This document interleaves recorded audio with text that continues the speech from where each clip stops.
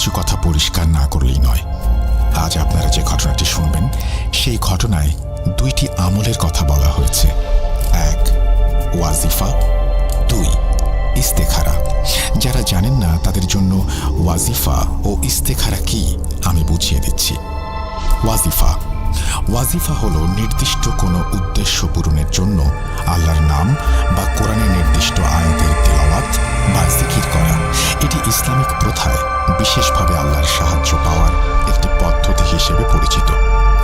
ওয়াজিফা মূলত এমন দোয়া যেগুলো ধারাবাহিকভাবে বা একটি নির্দিষ্ট সময় ধরে পড়া হয়। এটি সাধারণত ব্যক্তিগত সমস্যা সমাধান বা কোনো প্রয়োজন মেটানোর জন্য করা হয়। উদাহরণ, রিজিক বাড়ানোর জন্য সূরা ওয়াকিয়া পড়া, আল্লাহর ৯৯টি নামের কোনো নাম নির্দিষ্ট সংখ্যায় পড়া। ইস্তেখারা হলো আল্লাহর কাছে সঠিক সিদ্ধান্তের জন্য সাহায্য প্রার্থনা করা। কোনো গুরুত্বপূর্ণ বিষয় যেমন বিয়ে, চাকরি বা বড় কোনো সিদ্ধান্ত নেওয়ার আগে ইস্তেখারা করা হয়। এটি রাসূলুল্লাহ সাল্লাল্লাহু আলাইহি ওয়াসাল্লামের সুন্নাহ এবং সঠিক পথে পরিচালিত হওয়ার জন্য এটি অত্যন্ত গুরুত্বপূর্ণ। ইস্তেখারার পদ্ধতি: 2 রাকাত নফল নামাজ পড়া, নামাজ শেষে নির্দিষ্ট দোয়া পড়া। ইস্তেখারা করার পর আল্লাহর কাছে হেদায়েত চেয়ে ধৈর্য ধারণ করতে হয় এবং নিজের অনুভূতি ও পরিস্থিতি বিচার করে সিদ্ধান্ত নিতে হয়। আসসালামু আলাইকুম রাসেল ভাই ও প্রিয় শ্রোতা বন্ধুরা, কেমন আছেন আপনারা? আশা করি আল্লাহর রহমতে আপনারা সবাই খুব ভালো আছেন ও সুস্থ আছেন। আমিও ভালো আছি, আলহামদুলিল্লাহ। আমি আপনাদের সবার পছন্দের শো মডারেটর এবং একনিষ্ঠ ভক্ত মোহাম্মদ সাবিত আলম, লিখছি ময়মনসিংহ বিভাগ থেকে। আজ আমি আপনাদের সাথে আবারও হাজির হয়েছি নতুন একটি ঘটনা নিয়ে, যা আমি সংগ্রহ করেছি একজন রিকশাওয়ালা হুজুরের কাছ থেকে। মানুষের জীবন আসলে খুবই অদ্ভুত। যার ঘটনা আজ আমি আপনাদের সামনে উপস্থাপন করছি, তিনি একসময় সচ্ছল একজন ব্যবসায়ী ছিলেন, আর আজ দরিদ্র একজন রিকশা চালক। ওনার ভাষ্যমতে ওনার বর্তমান বয়স প্রায় 60 বছর। গত 22 নভেম্বর ময়মনসিংহে লাইভ স্টোরি টেলিং প্রোগ্রাম অনুষ্ঠিত হয়।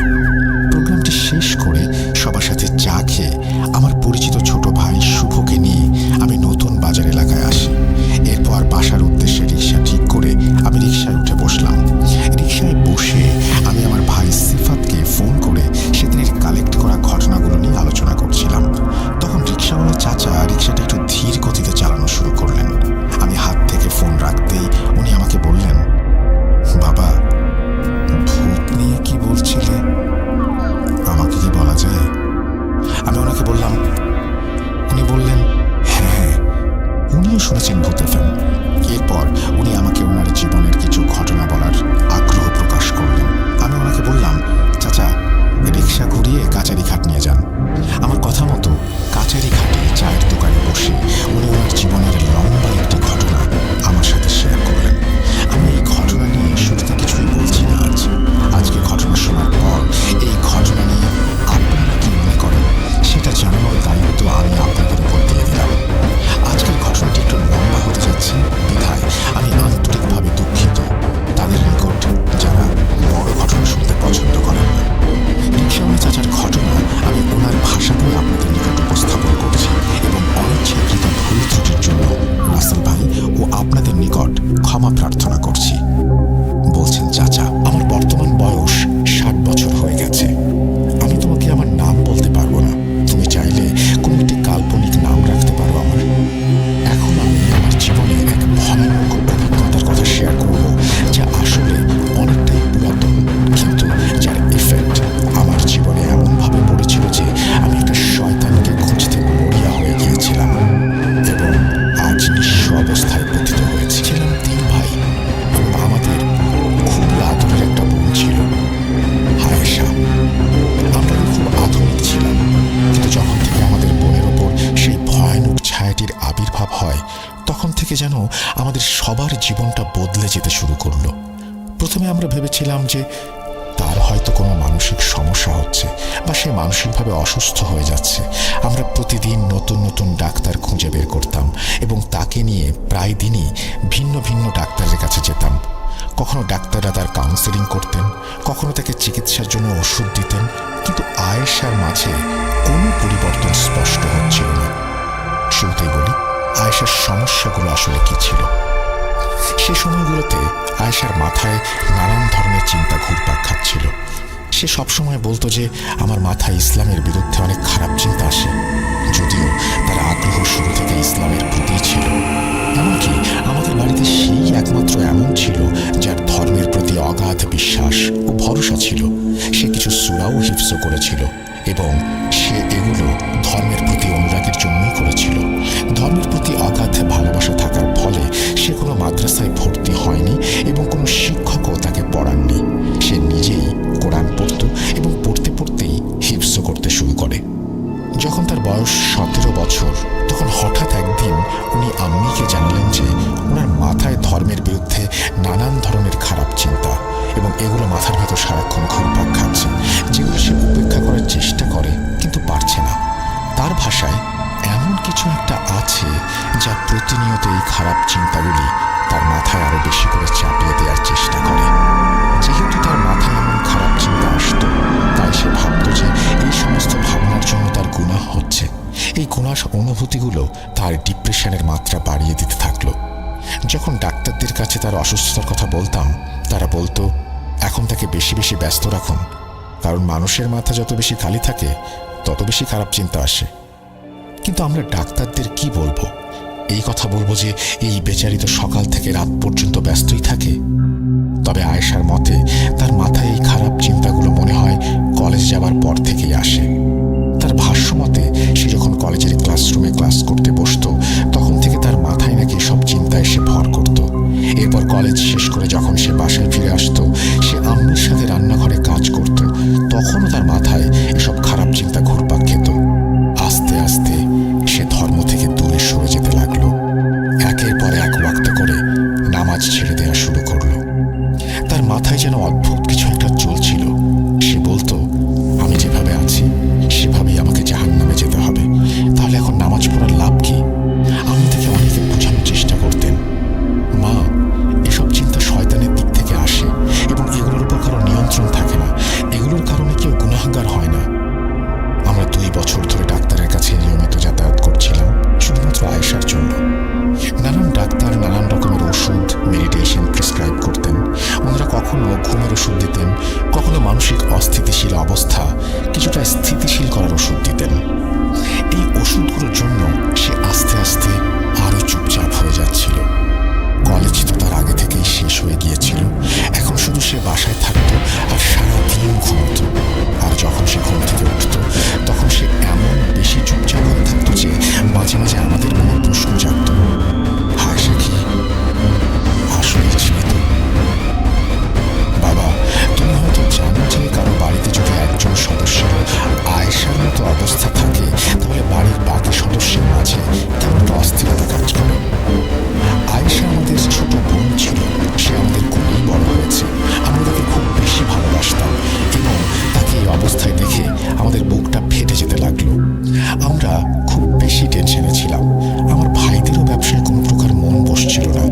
যখন আমরা সবাই দোকানে বসে থাকতাম, তখনও আমাদের মন বাড়ির দিকেই থাকতো। যাই হোক, এই পরিস্থিতি আরো 1 বছর ধরে চলতে থাকলো। একজন ডাক্তার থেকে অন্যজন ডাক্তার, এক শহর থেকে অন্য শহর, যেখানে শুনতাম ভালো ডাক্তার আছে, আমরা আমাদের বোনকে নিয়ে সেখানেই চলে যেতাম।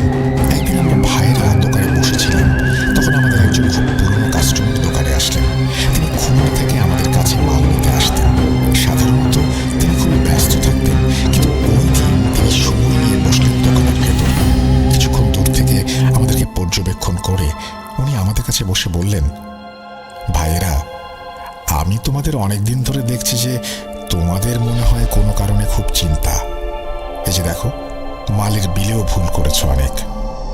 আমরা ওনার কথাগুলো এড়িয়ে গেলাম, কারণ নিজের বাড়ির ব্যক্তিগত সমস্যাগুলো একজন কাস্টমারকে কেই বা বলবে। কিন্তু সেই কাস্টমার যেন নাছোড়বান্দা, সে আমাদের পেছনে লেগে গেল। উনি বললেন, বলো আমাকে ভাই, এমনও তো হতে পারে আমি তোমাদের কোনো কাজে আসতে পারি। আমরা বুঝতে পারলাম যে সে বিষয়টা ছেড়ে দেবার পাত্র নয়। আমি দীর্ঘশ্বাস ফেলে ওনাকে আয়েশার বিষয়ে সবকিছুই জানিয়ে দিলাম এবং বললাম আমরা আমাদের বোনের জন্য খুবই চিন্তিত। উনি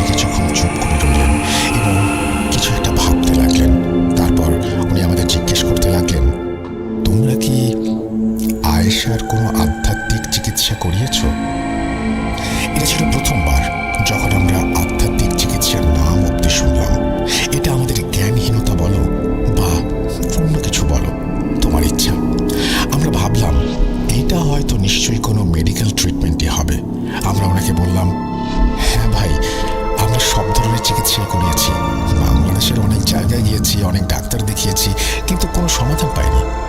তিনি বুঝে গিয়েছিলেন যে আমরা আসলে আধ্যাত্মিক চিকিৎসা সম্পর্কে কিছুই জানি না।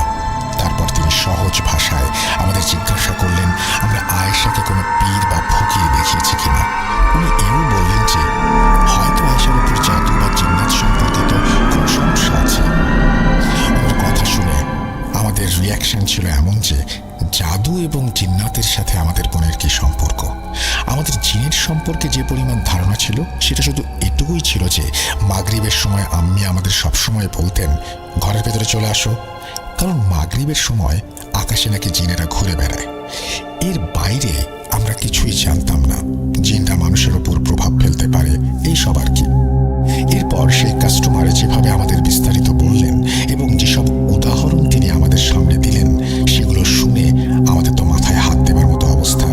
আমি সেই কাস্টমারের দিকে চেয়ে ভাবতে লাগলাম যে উনি এসব কি বা বলছেন, আর এসব কি আদৌ সত্য নাকি শুধুই কল্পকাহিনী। উনি বললেন যে এমন কিছু মানুষ আছে যাদের সংস্পর্শে যদি কোনো অশুভ জিনিস থাকে তাহলে সেই স্পেশাল ব্যক্তিরা বুঝতে পারেন এবং সমস্যার সমাধান করতে পারেন। এই সমস্যার সমাধানই হলো আধ্যাত্মিক চিকিৎসা। এই বলে উনি দোকান থেকে উঠে চলে গেলেন। আমরা ভুলে তাকে জিজ্ঞাসা করতে ভুলে গিয়েছিলাম সে কি এমন কাউকে চেনে কিনা যে এই সমস্যার সমাধান করতে পারে। কিন্তু তার কথা শুনে আমরা সবাই খুব বেশি চিন্তিত হয়ে পড়েছিলাম এবং ভাবছিলাম সত্যিই আমাদের বোনের সাথে কোনো আধ্যাত্মিক সমস্যা আছে কিনা। ওই দিন যখন আমরা বাড়িতে ফিরলাম আমি আম্মিকে আমার কাস্টমারের সাথে কথা বলার ব্যাপারে বিস্তারিত জানালাম। তিনি বললেন, হ্যাঁ বাবা, এমনটা হতে পারে, কারণ আমরা তো ডাক্তারদের কাছে গিয়ে গিয়ে ক্লান্ত হয়ে গেছি এবং তাদের থেকে তো 1% ফল পাওয়া যাচ্ছে না। ডাক্তারি চিকিৎসা কিছুটা এমন ছিল যে যতক্ষণ ওষুধের প্রভাব থাকতো আয়েশার মাথা শান্ত থাকতো, কিন্তু যেই ওষুধের প্রভাব করতে শুরু করতো তার শরীর আবার খারাপ হতে শুরু করতো এবং তার মনে সেই অস্থিরতাটা আবার দেখা দিত। শুরুতে আমরা নতুন নতুন ডাক্তারের কাছে যেতাম, কিন্তু এখন আমাদের মন প্রকৃতির দিকে চলে গেছে। নানান দিক থেকে খোঁজ খবর নিয়ে আমরা জানতে পারি রাজশাহী চাঁপাইনবাবগঞ্জের দিকে কেউ একজন ভালো আধ্যাত্মিক চিকিৎসক আছেন। আমরা কিছুদিনের মাঝেই আমাদের বোনকে সেখানে নিয়ে যাই। ওনার সম্পর্কে যতটুকু শুনেছি যে উনি ইস্তেখারা করে সমস্যার জানান দেন। কেউ বলে তার উপর নাকি জিন্নাত আছে, কেউ বলে তার উপর নাকি জাদু করা হয়েছে, মানে যতজন তত কথা। যদিও টাকা পয়সা খরচ ছাড়া আর কোনো কিছুই হয়নি সেখানে। যদি অভিজ্ঞতা থেকে বলি বেশিরভাগ সময় আমি দেখেছি যে এসব আধ্যাত্মিক লোকগুলো আসলে ঠকবাজ হয়ে থাকে। তাদের কাছে কোনো জ্ঞান বলতে কিছু নেই। তারা কেবল মানুষের অসহায়ত্বের সুযোগ নিয়ে তাদের কাছ থেকে টাকা পয়সা হাতিয়ে নেয়। প্রথমে ডাক্তারদের কাছে আমাদের এত টাকা খরচ হয়েছে যে এখন আর পীর ফকিরদের কাছে লাখ লাখ টাকা খরচ হলেও আমাদের আফসোস থাকবে না যদি আমাদের আয়েশা সুস্থ হয়ে যায়। আমাদের টাকা নিয়ে কোনো চিন্তা ছিল না, চিন্তা ছিল শুধু আমার বোনের জন্য। আল্লাহ তাকে সুস্থ রাখুক। হয়তো আমাদের পরীক্ষার সময়টা বেশি ছিল, তাই যেই কাস্টমার আমাদের আধ্যাত্মিক চিকিৎসার পরামর্শ দিয়েছিলেন তিনি 1 বছর পর্যন্ত আমাদের দোকানে আর ফিরে আসেননি এবং আমরা তাকে ফোন করেও জিজ্ঞেস করতে পারিনি। প্রায় 1 বছর পর যখন উনি আমাদের দোকানে ফিরে এলেন তখন আমি ওনাকে বললাম, ভাইজান আপনি কোথায় গায়েব হয়ে গিয়েছিলেন, আর এইসব আধ্যাত্মিক চিকিৎসার ব্যাপারে বলে আপনি আমাদের এক চক্রে ফেলে গিয়েছেন। আমরা ওনাকে জানালাম যে 1 বছর হয়ে আসছে কখনো আমরা এক পীরের কাছে বসি, কখনো অন্য পীরের কাছে। কেউ বলছে জিন্নাত আছে, কেউ বলছে জাদু আছে, আবার কেউ বলছে আয়েশার ভাগ্যরেখা নাকি বিগড়ে গেছে। আমাদের কথা শুনে সেই কাস্টমার আমাদের বললেন, তোমরা ফোন করে জিজ্ঞেস করলে না কেন আমাকে? যাক, যা হওয়ার ছিল তা হয়ে গেছে। এই বলে উনি আমাদের বললেন যে আমাদের খুলনায় আসতে হবে। একজন মৌলভী সাহেব আছেন যিনি এই কাজে খুবই দক্ষ এবং সবাই তার প্রশংসা করে। তিনি নাকি কারো কাছ থেকে 1 টাকাও নেন না, বরং তিনি নিজেই একজন ধনকুবের। তিনি এই কাজ শুধু আল্লাহর রাস্তায় সোয়াব হাসিলের জন্য করে থাকেন। ওনার এসব কথা শুনে আমরা খুবই খুশি হয়েছিলাম, কারণ এখন পর্যন্ত আমরা যাদের কাছে গিয়েছি তারা সবাই ছিলেন স্বার্থপর। তাদের জন্য রোগী মানে শুধু 1 টুকরো মাংস যা তারা ছিঁড়ে খেয়ে নেয়। যাই হোক, আমি ওই কাস্টমারের কাছে মৌলভী সাহেবের ঠিকানা নিয়ে নিলাম এবং 3-4 দিন পর আমরা খুলনায় চলে গেলাম। যখন আমরা খুলনায় পৌঁছালাম এবং সেই মৌলবীর ঠিকানায় চলে গেলাম, ওনার বাসার সামনে এক বিশাল ভিড় দেখে আমাদের চোখ যেন ছানা বড়া হয়ে গেল। টোকেন নিয়ে দাঁড়ানো সেই লাইন এত দীর্ঘ ছিল যে সেটা দেখে আমাদের সত্যিই মন ভেঙে গেল, কারণ এই ভিড় দেখে মনে হচ্ছিল আমাদের পালা আসতে কমপক্ষে 4-5 দিন লাগবে। অ্যাজ ইউজুয়াল আমাদের অনুমান সঠিক প্রমাণিত হলো। আমরা যে টোকেনটি পেলাম সেটার সময় আগামী 4 দিন পর। অগত্যা একটা হোটেলে উঠলাম এবং যেদিন আমাদের পালা এলো সেদিন আমরা সেখানেই ফিরে গেলাম। মৌলভী সাহেবের এখানে এক বিশেষ নিয়ম ছিল, সেটি হচ্ছে যেদিন পুরুষরা আসবে চিকিৎসা নিতে সেদিন মহিলারা আসবে না, আর যেদিন মহিলারা আসবেন সেদিন পুরুষদের আসা নিষেধ। এই কারণে যেদিন আমাদের ডেট ছিল সেদিন আম্মা আমার বোনকে নিয়ে ভেতরে চলে গেলেন। প্রায় 6 ঘন্টা পরে আম্মা ফেরত এলেন, কিন্তু তার মুখে খুবই ভয়ের এক অদ্ভুত ছাপ বিদ্যমান। আর আয়েশার অবস্থা এত খারাপ ছিল যে সে নিজের পায়ে দাঁড়িয়ে পর্যন্ত থাকতে পারছিল না, কখনো এদিকে পড়ে যাচ্ছে তো কখনো ওদিকে। আমরা আমাদের বোনের এই অবস্থা আগে কখনো দেখিনি। তার মুখে অদ্ভুত এক ভয়ের ছাপ ছিল। আমরা তাকে সাপোর্ট দিলাম এবং গাড়িতে বসালাম। আমি আম্মার কাছে জানতে চাইলাম ভেতরে এমন কি ঘটেছিল যে এত ভীত হয়ে সে ফিরে এসেছে। আম্মা ভীত চোখে আমার দিকে তাকালেন, আর বোনের অবস্থাও খারাপ দেখে আমি আম্মিকে কিছু জিজ্ঞেস করতে গেলে আমি চোখ দিয়ে ট্যাক্সি ড্রাইভারের দিকে ইশারা করে আমাকে চুপ থাকতে বললেন। উনি চাননি যে অন্যদের সামনে আমাদের পরিবারের এই ব্যক্তিগত ব্যাপারটা বলা হোক। আমি মনে করলাম হোটেলে গিয়ে আরামসে কথা বলা যাবে। আমরা হোটেলে পৌঁছালাম। ফ্রেশ বা বিশ্রাম সবকিছু বাদ দিয়ে আমি আম্মির কাছে জিজ্ঞেস করলাম ওনার ভয়ের কি কারণ এবং আয়েশার এমন অবস্থা কেন। এরপর আম্মি যা বললেন সেটা শুনলে বাবা তুমি নিজেও সত্যি শিউরে উঠবে। আম্মি বলতে লাগলেন যে সে মৌলভী সাহেব রোগীদের এক ধরনের আতরের গন্ধ নাকে নিতে বলেন। আতর শুকানোর পর যদি রোগীর ওপর কোনো সমস্যা থাকে তাহলে সেটা ধরা পড়বে। আয়েশার মাকে ওই সেই আতর লাগানোর কিছুক্ষণের মাঝে তার উপর শয়তান হাজির হয়ে যায়। তারপর সে মৌলবীর ওপর আক্রমণ করে এবং ওনার মুখে নিজের নখ দিয়ে মারতে থাকে আয়েশা। কিন্তু পরে মৌলভী সাহেব আয়েশাকে নিয়ন্ত্রণে নিয়ে এলেন এবং তার ওপর কিছু পানি ছিটিয়ে দিলেন। এরপর আয়েশা নিজের জায়গায় গিয়ে বসল। আমি বললেন এরপর আয়েশার মধ্যে থাকে একটি জিন কথা বলতে শুরু করলো। সে মৌলভী সাহেবের সাথে পুরুষালী কণ্ঠে কথা বলছিল। মৌলভী সাহেব সেই জিনটাকে নিয়ন্ত্রণ করার অনেক চেষ্টা করলেন, কিন্তু দুর্ভাগ্যবশত সেই জিন সেখান থেকে পালিয়ে গেল। এরপর মৌলভী সাহেব আম্মিকে বললেন 2 দিন পর আবার আসতে। আমি কথা শুনে যখন পেছনে ফিরে দেখলাম তখন আমাদের আয়েশা নিদ্রিত অবস্থায় ছিল। তার মুখে এক নিষ্পাপ আভা বিদ্যমান ছিল। তাকে দেখে আমি আল্লাহর কাছে দোয়া করছিলাম যেন আল্লাহ তার কঠিন সময়কে সহজ করে দেন। এই বেচারি এত কম বয়সে এত সমস্যা সহ্য করছে কিভাবে। আমরা 2 দিন পর আবার সেই মৌলভী সাহেবের কাছে ফিরে গেলাম। পরের দিনও ফিরে এসে আম্মি একই কথা বলেছিলেন যে আয়েশার উপরে জিন হাজির হয়েছিল, কিন্তু সেদিনও জিনটি পালিয়ে যেতে সক্ষম হয়েছে। 3য় দিনও একই ঘটনা ঘটল। এরপর একদিন মৌলভী সাহেবের কাছে আবার আয়েশার জন্য আমরা চিকিৎসা নিতে গেলাম। সেদিন আমি বাইরে দাঁড়িয়েছিলাম আম্মির অপেক্ষায়। আমি সেদিন বাইরে এলেন, কিন্তু একা। আমি দ্রুত ওনার কাছে এগিয়ে গেলাম এবং ওনাকে জিজ্ঞেস করলাম যে আয়েশা কোথায়। আম্মি বললেন তুমি ভেতরে এসো। আমি বললাম আম্মি আজ তো এখানে মহিলারা বসে আছেন, আমি মাঝখানে কিভাবে আসবো? তিনি বললেন আমাকে নাকি মৌলভী সাহেব ডেকেছেন। আমি বিস্মিত ও চিন্তিত হয়ে আম্মির সাথে ভেতরে চলে গেলাম। আমি যখন ভেতরে গেলাম তখন দেখলাম মৌলভী সাহেব বসে আছেন। তার চারপাশে মহিলা রোগীদের ভিড়। আমার বোনও তাদের মাঝখানে বসা ছিল। তার অবস্থা দেখে আমিও ভয় পেয়ে গেলাম। তার চুল সামনের দিকে পড়ে আছে। তার মুখ এমনভাবে বাঁধা ছিল যেন সে তার জিভের মধ্যে কাউকে চেপে ধরে আছে। মৌলভী সাহেব হাসি দিয়ে আমাকে নিজের দিকে ডাকলেন। আমি তার কাছে এগিয়ে গেলাম। তিনি আমার হাত ধরলেন এবং আমাকে একটি ঘরে নিয়ে গেলেন। ঘরে গিয়ে তিনি একটি আলমারি খুললেন এবং সেখান থেকে কিছু জিনিসপত্র বের করতে লাগলেন। জিনিসপত্রগুলোর মাঝে ছিল মোমবাতি, আগরবাতি, একটি বড় ছুরি, লোহার বড় বড় নখ এবং অনেক তাবিজ। তারপর উনি বললেন বাবা আমি তোমাকে ডেকেছি কারণ হয়তো তোমার আম্মি এই চিকিৎসা বুঝতে পারবেন না।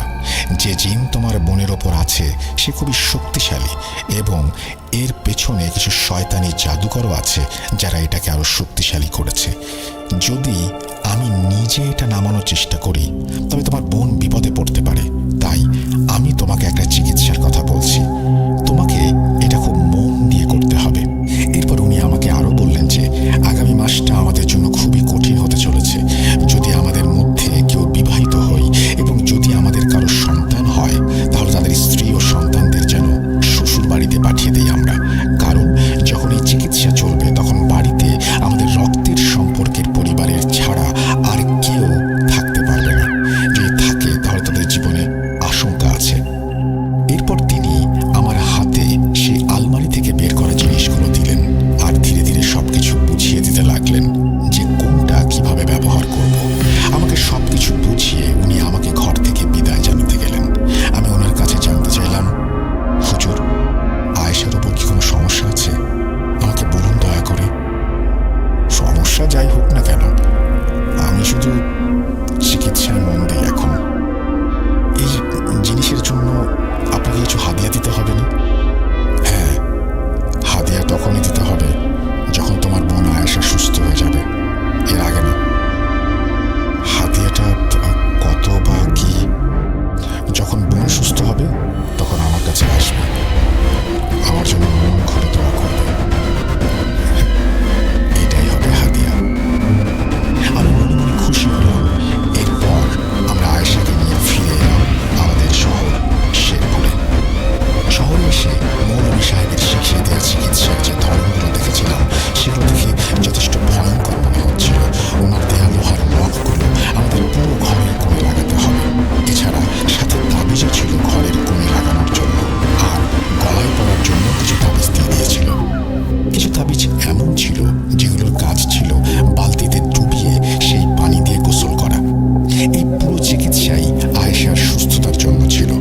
হুজুর যে ছবিটা আমাকে দিয়েছিলেন তার দুই পাশের অংশে কিছু আরবি অক্ষর লেখা ছিল।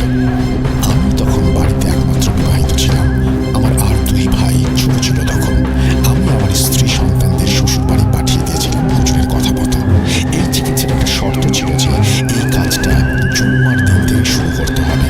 আল্লাহর রহমতে আমরা যেদিন বাড়ি ফিরেছিলাম তার পরের দিনই জুম্মা ছিল। আমরা দোকান থেকে বাড়ি ফিরে আসার পর আমি প্রথমে উজ করতে গেলাম চিকিৎসা করার জন্য। আমি আমার ভাইদেরকে তাদের করণীয় কাজ সম্পর্কে জানিয়ে দিয়েছিলাম, যে বিষয়গুলো হুজুর আমাকে আগেই শিখিয়ে দিয়েছিলেন। আমি চেয়েছিলাম যে আমার ভাইরাও এই বিষয়ের জন্য প্রস্তুত থাকুক এবং হঠাৎ করে এমন কিছু দেখে যেন ভয় না পায় যার জন্য চিকিৎসায় কোনো সমস্যা হয়। কারণ হুজুর আমাকে জানিয়ে দিয়েছিলেন যে তারা অর্থাৎ জিনেরা পুরো শক্তি নিয়ে আমাদের বাড়িতে হামলা করবে এই চিকিৎসা চলাকালীন। কিন্তু যদি আমরা সঠিকভাবে চিকিৎসা করতে থাকি ইনশাআল্লাহ তারা কিছুই করতে পারবে না। হুজুর আমাকে একটা শর্ত দিয়েছিলেন যে এই চিকিৎসা আয়েশার জন্য আমাকেই করতে হবে। হুজুর আমাকে যা করতে বলেছিলেন সেসব আমি বললে তুমি নিজেই বুঝতে পারবে। প্রথমে মাগরিবের পর আমরা রুমে রুমে আগরবাতি জ্বালিয়ে দিলাম। আগরবাতি জ্বালানোর পর আমি আয়েশার মুখে এক অদ্ভুত চিন্তার ছাপ প্রত্যক্ষ করলাম। সে এক অদ্ভুত পুরুষালী স্বরে আমাকে বলল, তুমি এগুলো কেন জ্বালাচ্ছ ভাইয়া? এই বাড়িটা কি তুমি কবরস্থানে পরিণত করতে চাও? প্রথমত তার এরকম আচরণে অনেক অবাক হয়েছিলাম, কারণ সে আমাকে ভাইজান আর আপনি ছাড়া কথা বলতো না। এরপর আমি তাকে বোঝানোর চেষ্টা করলাম যে এটা হুজুরের চিকিৎসা, যার মাধ্যমে সে সুস্থ হয়ে যাবে। আমি তাকে বোঝালাম যে আমাদের মিলেমিশে কাজটা করতে হবে। আমার কথা শুনে সে নিজের ঘরের দিকে চলে যাচ্ছিল, এই বলতে বলতে যে হুজুর তো পাগলই, আর তুমিও ওর কুসংস্কারের ফাঁদে পড়েছ। তুমিও পাগল। ওর কণ্ঠের স্বরটা খুব কঠোর ছিল। এখন আগরবাতি জ্বালানোর পরে যে কাজটা করতে হবে সেটা হলো তাবিজগুলোকে পানিতে ডুবানো। আমি সেই তাবিজগুলো পানিতে ডুবালাম। আশ্চর্যজনকভাবে বালতির পানির ভেতর থেকে ধোঁয়া বের হতে শুরু করলো। যে ধোঁয়াটা ঠিক তেমন ছিল যেমন গরম কিছু পানিতে ডোবালে শোঁ শোঁ আওয়াজ হয়ে একরকম ধোঁয়া বের হয়। আমি সেই তাবিজের পানি থেকে পানি নিয়ে এক গ্লাস ভর্তি করলাম এবং আয়েশার ঘরে চলে গেলাম। সতর্কতার জন্য আমি আম্মিকেও সঙ্গে নিলাম। যখন আমরা ঘরে ঢুকলাম তখন আয়েশা আরামে শুয়ে টিভি দেখছিল। আমরা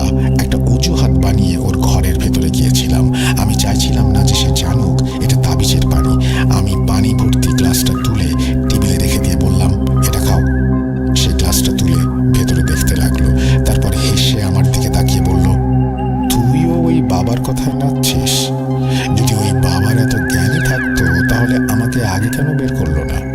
তুই যেমন চোরের মতো আমাকে পানি খাওয়াতে এসেছিস, তেমন চোরের মতো হুজুর তোদেরকেও আমার সাথে লড়াই করতে পাঠিয়েছে। যখন আমি তার সামনে ছিলাম তখন সে কিছুই করতে পারেনি, আর তার দেওয়া তাবিজ আর মোমবাতি আমার কি ক্ষতি করবে? এই কথা বলে আয়েশা সজোরে হাসতে লাগলো আর বালিশে মাথা হেলিয়ে শুয়ে পড়ল। তার কথা শুনে আম্মিও খুব ভয় পেয়েছিল, আর আমি যেন ভেতরে ভেতরে কাঁপছিলাম। তারপর আমি বললাম, আচ্ছা পানিটা তো খাও। আমার কথা শুনে সে গ্লাস তুলে এক নিঃশ্বাসে সব পানি খেয়ে ফেলল। তারপর বলল, তোরা যা খুশি কর, আমি ওর পিছু ছাড়বো না। আর যদি তোরা আমাকে আলাদা করার চেষ্টা করিস তাহলে তোরা সবাই এই কাজের জন্য ক্ষতিগ্রস্ত হবি। ঘরের সবাইকে মেরে ফেলার আগে এই মেয়েটাকে কষ্ট দিয়ে তোদের চোখের সামনে মারব। আয়েশার সব কথা শুনে আম্মি বেচারি কাঁদতে শুরু করলেন, আর আমি অনেক বেশি ভয় পেয়ে গেলাম। আমি আয়েশার দিকে চিৎকার করে বললাম, তুই আসলে কে? আয়েশা তোর কি ক্ষতি করেছে? সে হঠাৎ আমার দিকে তাকিয়ে বলল, ভাইজান কি হয়েছে? আপনি এরকম করে বলছেন কেন, কথা বলছেন কেন এভাবে? আমি কেন খাচ্ছি? সে এমনভাবে কথাগুলো বলল যেন মনে হচ্ছিল সে একদমই মনে করতে পারছে না এতক্ষণ কি হয়েছে। এক সেকেন্ড আগেও সে কি বলেছিল কিছুই তার মনে নেই। যাই হোক, এটাই চিকিৎসার প্রথম দিন ছিল, এবং প্রথম দিনেই এত কিছু হয়ে গেল। আমি আগরবাতিও জ্বালিয়েছি, তাকে তাবিজের পানি খাইয়ে দিয়েছি। এখন তৃতীয় উপায় ছিল সেই ছুরিটা। ছুরিটার কাজ ছিল এমন যে ওই ছুরিটা আয়েশার পুরো শরীরের চারপাশে ঘোরাতে হবে। তারপর সেই ছুরিটা মোমবাতির আগুনে গরম করতে হবে। কিছুটা ভয় পাচ্ছিলাম বিধায় আমি ছুরিটা আম্মির হাতে দিলাম, আর আমার বোন আম্মির কাছে এসে বিক্ষুটে হাসি দিয়ে বলল, ছুরিটা আমাকে দাও, আমি নিজেই ছুরিটা ঘুরি। এরপর সে নিজের শরীরের চারপাশে ছুরিটা ঘুরিয়ে নিল আর আমার হাতে ধরিয়ে দিল।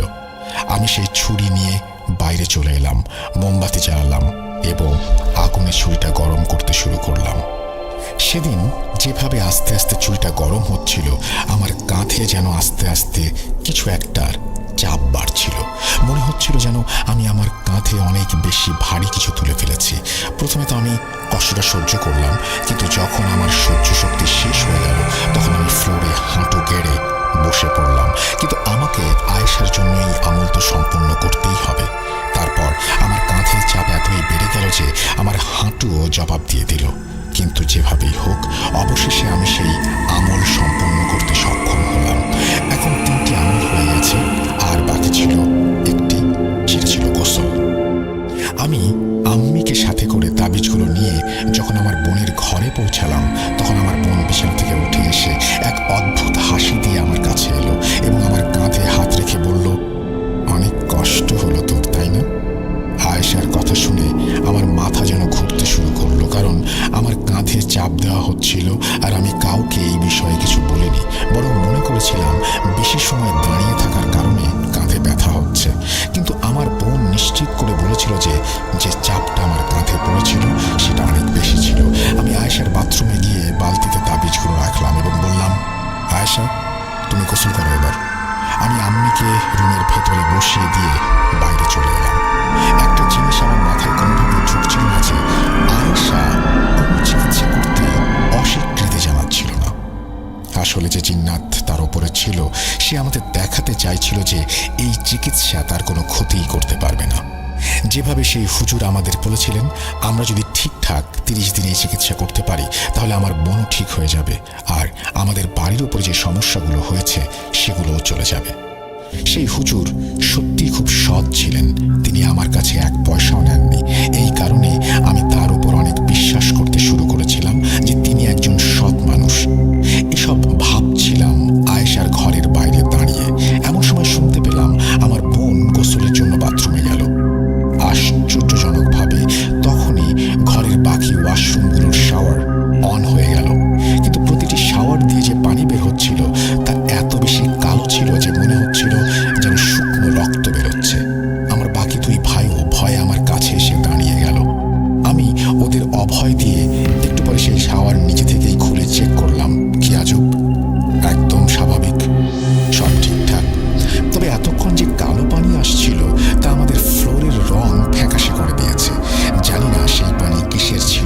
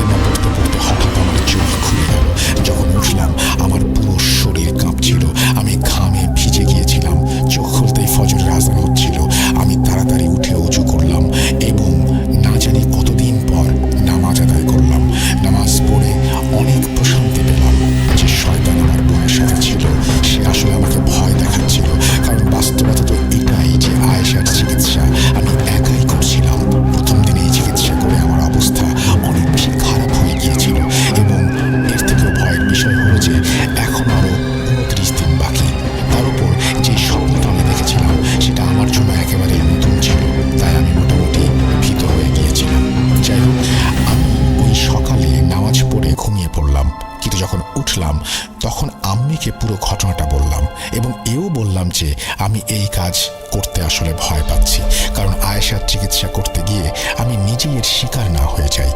মা তো মাই, সব সন্তানের প্রতি মায়ের ভালোবাসা, তাই তিনি আমার কথা ভেবে চিকিৎসার ভার তার নিজের হাতে নিলেন এবং আমাকে বললেন যে আজ থেকে সব কিছু তিনিই করবেন। উনি আমাকেও মাঝখানে আসতে বারণ করলেন। আমি না চাইলেও পিছিয়ে যেতে বাধ্য হলাম, কারণ প্রথম দিনের ঘটনার প্রভাব আমার উপরে অনেক বেশিভাবেই পড়েছিল। আমি সেদিন রাতে দোকান থেকে অনেকটা দেরি করেই ফিরছিলাম, যাতে বাড়ি পৌঁছানোর আগেই সব কাজ হয়ে যায়। রাত 1:01। বাড়ি পৌঁছানোর পর আমি একটি নতুন খবর শুনতে পেলাম যে আমার মা আহত হয়েছেন।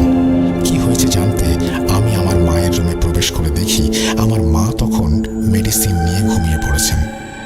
আমি তখন আমার ভাইদের জিজ্ঞাসা করলাম যে আম্মির সাথে আসলে কি হয়েছে। তারা বলতে শুরু করলো যে মা মোমবাতির আগুনে ছুরি রাখার কাজ করছিলেন, তখন হঠাৎ করে কেউ পেছন থেকে তাকে ধাক্কা দিয়েছে। মায়ের মাথা দিয়ে মোমবাতিটাকে কেউ আঘাত করেছে। আর যেই ভাইয়ের সামনে এই ঘটনা ঘটেছিল সে বলছিল যে ছুরি আম্মির থেকে মাত্র 1 ইঞ্চি দূরে ছিল।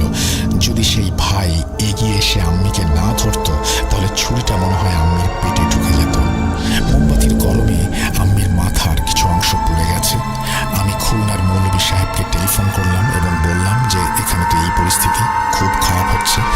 হুজুর আমাকে বকতে লাগলেন, আমি তো তোমাকে বলেছিলাম যে চিকিৎসা করতে, তোমাকে করতে হবে, তুমি কেন তোমার মাকে দিয়েছো? যদি আমি তোমার মায়ের মাধ্যমে চিকিৎসা করাতাম তাহলে আমি তোমাকে ভেতরে ডাকলাম কেন? আমি লজ্জিত হয়ে হুজুরের কথা শুনছিলাম। আমি তাকে বললাম, হুজুর আমি খুব ভয় পেয়েছিলাম, আমার নিজের জীবন নিয়ে আমার চিন্তা হচ্ছিল। তখন হুজুর আমাকে বললেন, বাবা তুমি চিন্তা করো না, আমি তোমার হেফাজত করে দিয়েছি। ওইসব জিনিসগুলো তোমাকে ভয় দেখাতে পারে কিন্তু তোমার কোনো ক্ষতি করতে পারবে না। যখন হুজুর আমাকে সাহস দিলেন তখন আমার মধ্যে কিছু সাহস জন্ম নিল। আমি মনে মনে ঠিক করে নিয়েছিলাম যে যতগুলো আমল করতে হবে আমি নিজে আমার বোনের জন্য করব। পরের দিন আমি দোকান থেকে তাড়াতাড়ি বাসায় চলে এলাম। আবার সেই একইভাবে আগরবাতি জেলে বোনকে তাবিজের পানি দিলাম। সেদিনও আমার বোন তেমন করেই কথা বলছিল যেমনটা সে শুরুর দিন বলছিল। আমার আমল যখন প্রায় শেষ তখন হঠাৎ করে আমার আম্মির গলা ভেসে এলো, বাবা তাড়াতাড়ি ভেতরে আয়, রান্নাঘরে আগুন লেগেছে। আমি সে আমল অসম্পূর্ণ রেখেই রান্নাঘরে দৌড়ে গেলাম, কিন্তু রান্নাঘরে তো কোনো আগুন দেখলাম না, আম্মিকেও না। তখন আমি আয়েশার ঘরের দিকে এগোলাম। ওখানে আম্মি শুয়েছিল। আমি আম্মিকে জিজ্ঞেস করলাম যে উনি আমাকে ডেকেছিলেন কিনা। আম্মি এক কথায় উত্তর দিলেন, না। এরপর আয়েশা হাসতে লাগলো। আমি বেশ ভয় পেয়ে গেলাম। সে আমাকে বলল যে আম্মির গলায় ওই আওয়াজ নাকি আমাকে সেই দিয়েছিল। তারপর আমি আবার আমলের কাজগুলো মন দিয়ে করলাম এবং কাজ সম্পূর্ণ করলাম। এখন যদি ছোট ছোট ঘটনাগুলো বলতে থাকি তাহলে এই ঘটনা অনেক বেশি লম্বা হয়ে যাবে। সবাই হয়তো একটা জিনিস বারবার শুনে বিরক্ত হয়ে যাবে, কারণ প্রতিদিনই প্রায় একই রকম ঘটনা ঘটছিল। আমি যখন আগরবাতি জ্বালাতাম কেউ তা নিভিয়ে দিত, আর যখন মোমবাতি জ্বালাতাম কেউ মোমবাতি নিভিয়ে ফেলত। আয়েশার উপর জিন্নাতটি হাজির হলে সে হুজুরকে গালিগালাজ করত। এখন আমি যা বলতে যাচ্ছি তা হলো 8টি বড় ঘটনা যা এই চিকিৎসার সময় আমাদের সাথে ঘটেছিল। আমি যে ঘটনাটি বলছি সেটা খুবই ভয়ানক প্রভাব ফেলেছে আমার জীবনে। প্রথম ঘটনা আমার সাথে ঘটেছিল যখন আমি একটা মোমবাতির উপর ছুরি দিয়ে দাঁড়িয়েছিলাম। হঠাৎ মনে হলো পেছন থেকে কেউ আমার কাঁধে হাত দিয়েছে আর আমাকে পেছনের দিকে টেনে নিয়ে যাচ্ছে। আমি কিছু বুঝে ওঠার আগেই ছুরি আমার হাত থেকে পড়ে গেল আর আমিও পেছনে ছিটকে পড়লাম। মাথায় আঘাত পেলাম যখন দেখলাম সেটা ছিল এক ছোট ভাই। আমার এই ভাইটা তুলনামূলকভাবে অনেকটা দুর্বল। সে সামান্য একটা মিষ্টির জার খুলতে আমার সাহায্য নিত। সে আমাকে কাঁধে করে পেছনে ফেলে দেবে, এত জোর কিভাবে তো শক্তি হলো তার ভেতর। সে আমাকে ফেলে দিয়ে নিজের হাতে সেই ছুরি তুলে নিল এবং আমার উপরে হামলা করতে লাগলো। সে আমাকে ছুরি দিয়ে মারার চেষ্টা করছিল। আমি তার হাত ধরেছিলাম আর হাতের শক্তি এত বেশি ছিল যে আমার মনে হচ্ছিল আমি বেশিক্ষণ তাকে আটকে রাখতে পারবো না। আমার অন্য ভাই যে তখন অন্য ঘরে ছিল আমার আওয়াজ শুনে সে দৌড়ে বেরিয়ে এলো। সে আমার ছোট ভাইকে ধরে টেনে নিল, কিন্তু আমার ছোট ভাই তারও নিয়ন্ত্রণে আসছিল না। আমার আম্মু এবং মেজো ভাই মিলে আমার ছোট ভাইকে ধরে আটকে ফেললেন। আমি কোনো রকমে জান বাঁচিয়ে নিজের ঘরে গিয়ে শুয়ে পড়লাম। বাড়ি থেকে শুনতে পাচ্ছিলাম আয়েশার হাসির আওয়াজ। সে বলছে যে, তোমার হুজুর তো বলেছে তোমার কিছু হবে না, সে তো তোমার হেফাজত করে দিয়েছে, কিন্তু ভাই আজ তো তুমি মরতে মরতে বাঁচলে। আমি ওই রাতে আবার হুজুরকে ফোন করে বললাম, আপনি তো বলেছিলেন যে আপনি আমার হেফাজত করে দিয়েছেন, কিন্তু আজ তো আমাকে সে মারতে চেয়েছিল। হুজুর বললেন, এই হেফাজত মানে হচ্ছে যে ওই জিনিসগুলো নাকি আমার উপর সরাসরি আক্রমণ করতে পারবে না। এই কারণে নাকি সে আমার উপর আক্রমণ করতে আমার ভাইকে ব্যবহার করেছে।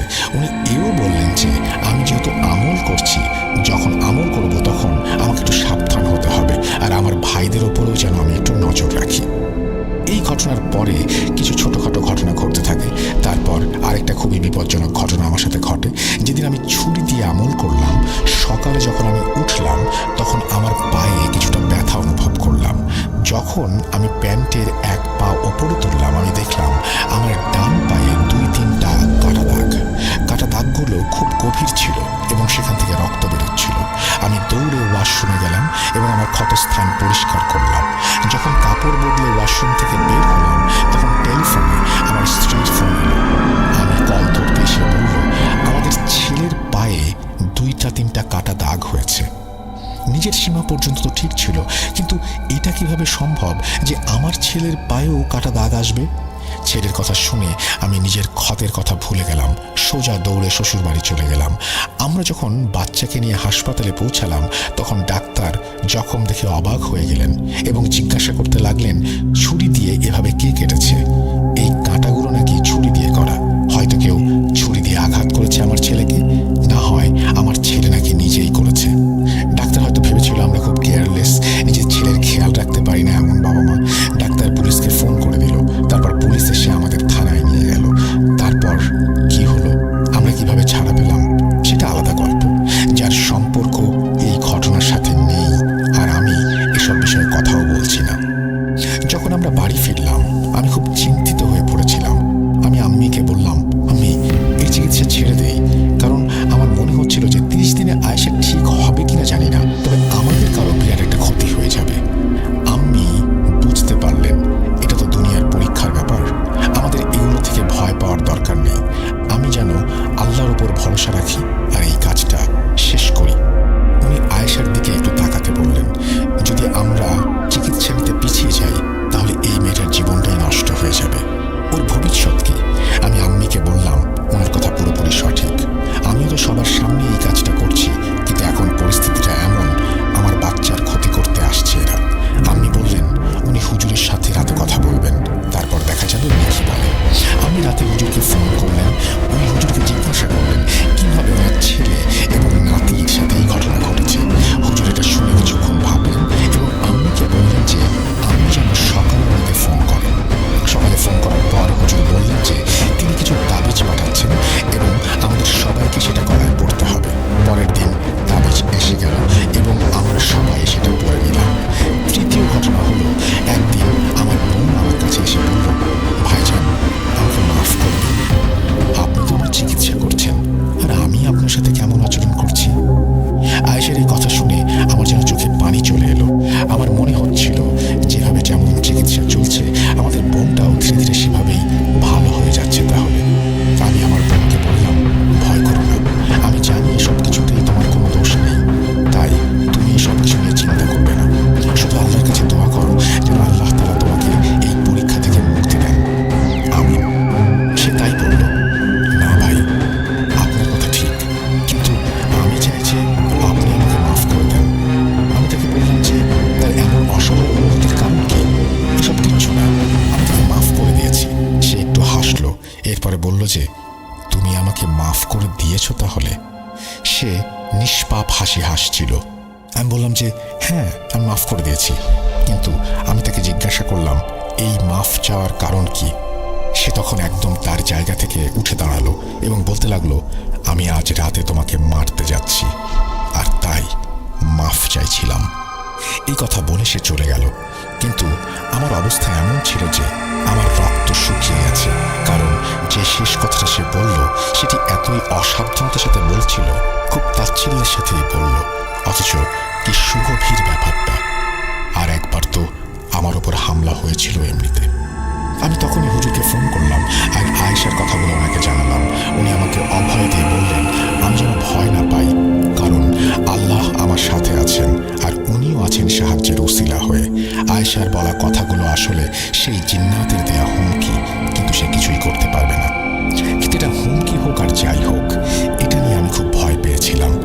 সে রাতে আমিও আমার 2 ভাই একসাথে শুয়েছিলাম ঘুমানোর জন্য। সেই রাতে 3টা বাজে কেউ আমাদের দরজায় নক করতে লাগলো। আমি প্রথমেই চোখ খুললাম, বাকি ভাইদের ডাক দিলাম, বললাম দেখো তো কে এসছে। সবচেয়ে ছোট ভাইটা দরজার কাছে গিয়ে জিজ্ঞেস করলো কে আছে বাইরে। বাইরে থেকে আমার বোনের কণ্ঠস্বর শোনা গেল। সে আমার নাম নিয়ে বলছে, ভাই দরজা খোলো, তুমি আমার কাছে আসতে পারো, কিন্তু তুমি আমার থেকে এত ভয় পাচ্ছ কেন? আমি শুয়ে শুয়ে চিৎকার করছিলাম আর ভাইদের বলছিলাম দরজা খুলো না, দরজা খুলো না। কারণ যখন সেই বোন স্বাভাবিক থাকতো তখন সবকিছু ঠিকঠাক থাকতো, কিন্তু যখন তার উপরে অস্বাভাবিক কিছু আসতো তখন সে কিছুই মনে রাখতো না। কিছুক্ষণ দাঁড়িয়ে সে আওয়াজ করছিল, তারপর চলে গিয়েছিল। সে বাকি 2 ভাইদের কথা বাদ দিয়ে শুধু আমার ওপর আক্রমণের কথা চিন্তা করছিল। আমি এর কারণও জানি। তার উদ্দেশ্য ছিল আমাকে এত ভয় দেখানো যাতে আমি এই চিকিৎসা ছেড়ে দেই। 1-2 দিন পরে আমার ছোট ভাই এসে বলল যে আমি ঘরের ভেতর অন্য কিছুর অস্তিত্ব অনুভব করছি কিনা। আমি তাকে বললাম আমি তো অনেক কিছু অনুভব করছি, কিন্তু সে কি অনুভব করছে সেটা জিজ্ঞেস করলাম। সে বলল ভাই ঘরের ভেতর এক ধরনের ছায়া অনুভব করি আর ঘরে কারো উপস্থিতির অনুভূতিও হচ্ছে। আমি তাকে বললাম এসব কিছু না, আমাদের বাসায় তো রিসেন্টলি অনেক কিছুই ঘটেছে। আমি তাকে এসব নিয়ে ভাবতে বারণ করলাম। আমি নিজেও অনুভব করেছিলাম যে আমাদের মধ্যে অনেক বেশি চিড়চিড়ে ভাব ধরেছে। হয়তো এটা ঘুমের অভাবের জন্য হতে পারে। আর সেই এক ধরনের চাপ ছিল আমার ওপর।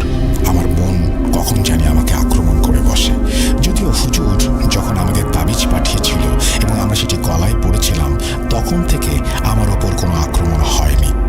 ওই 30 দিনে যা কিছু ঘটেছিল তা সত্যি অনেক ছিল। আমার পানির গ্লাস সকালে রক্তে পূর্ণ থাকতো, আমার জামা কাপড় আলমারিতে কাঁটা অবস্থায় পাওয়া যেত। আমি এমন স্বপ্ন দেখতাম যে আমাকে অ্যান্টি ডিপ্রেসেন্ট ট্যাবলেট খেতে হতো। যখন 30 দিন পূর্ণ হতে চলেছে আমি আবার হুজুরকে ফোন করলাম এবং বললাম আগামীকাল 30 দিন পূর্ণ হচ্ছে, এখন বলুন কি করতে হবে। হুজুর বললেন বাবা কাল শেষ দিন, কাল তোমার আমল সম্পূর্ণ করতে হবে। তারপর যত তাবিজ মোমবাতি এবং ছুরি তোমার কাছে আছে সবকিছু পরের দিন ফজরের আগে আগে কবরস্থানে দাফন করতে হবে। কারণ তুমি যে 30 দিন এই কাজ করতে পরিশ্রম করেছো সেটা আসলে কিছুই নয়। আসল কাজ হলো এগুলো তোমাকে যেভাবেই হোক দাফন করতে হবে। আর এই কাজে এই জিন্নাত অনেক ধোঁকা দেওয়ার চেষ্টা করবে এবং এমন কিছু করতে পারে যা তুমি বুঝতে পারবে না। যদি তুমি ফজরের আগে এই জিনিসগুলো কবরস্থানে না পতো তাহলে বুঝে নেবে আমরা এই কাজে ব্যর্থ হয়ে গেছি। এখন আমি যেহেতু অনেক কিছু দেখেছি সেহেতু আমার জন্য এটা কি আর কঠিন কাজ ছিল। আমি ভেবেছিলাম 2 ভাইকে নিয়ে যাব এবং ফজরের আগে এই কাজগুলো করে ফেলবো, পুঁতে দিয়ে আসবো সবকিছু কবরস্থানে। সেই সন্ধ্যায় আমার স্ত্রীর ফোন এলো, তুমি কি ভুলে গেছো যে আজ আমাদের ছেলের জন্মদিন? বউয়ের কথা শুনে আমারও মনে পড়লো যে আজ ছেলের জন্মদিন। এই টেনশনের কারণে আমি তো সবকিছুই ভুলে গিয়েছিলাম। আমার স্ত্রী বলেছিলেন যে দূরে থাকতে আমার ছেলের খুবই সমস্যা হচ্ছে আর আজও সে আমার সাথে দেখা করতে চেয়েছে। আজ তো তার জন্মদিন, তাই কিছু উপহার ইত্যাদি নিয়ে আসতে এবং কেক কেটে তার আনন্দ যেন আমি বাড়িয়ে দিই সেই জন্য তিনি অনুরোধ করলেন। কিন্তু আমার তো একদমই মন চাইছিল না এই সব কিছু করতে। এই 30 দিনে আমার অর্ধেক প্রাণ বেরিয়ে গেছে। যদি বোনের প্রতি ভালোবাসা না থাকতো তাহলে আমি মরে গেলেও এই কাজটা করতাম না। তবু আমি আমার স্ত্রীকে বললাম যদি সম্ভব হয় তাহলে চলে আসবো, কারণ আজ তো কবরস্থানে যেতে হবে, এই বিষয়গুলোর সমাধানও করতে হবে। এই বলে আমি ফোন রেখে দিলাম। কিছু সময় পরে আমার ছেলের ফোন এসে গেল, বাবা আজ তো আমার জন্মদিন, আজ তো তুমি আসো। আমার অবুঝ ছেলেটা যে ভালোবাসা নিয়ে আমাকে ডাকছিল সেই ডাক উপেক্ষা করা আমার সম্ভব না। আমি গোসল করে প্রস্তুত হলাম। ভাইদের বলে দিয়েছিলাম যে আমি শুধু জন্মদিনে গিয়ে ফিরে আসব, তারপর আমরা সবাই মিলে কবরস্থানে দাফন করবো সবকিছু। আমি আগে থেকেই হুজুরকে জিজ্ঞাসা করেছিলাম যে আমি কি কোনো ভাইকে পাঠিয়ে সব দাফন করতে পারি। তিনি বলেছিলেন না, যিনি কাজ করেছেন কেবল তিনি এসব দাফন করতে পারবেন। যাই হোক, আমি আমার ছেলের জন্মদিনে চলে গেলাম। সেখানে অনেক হট্টগোল ছিল, তার কাজিনরাও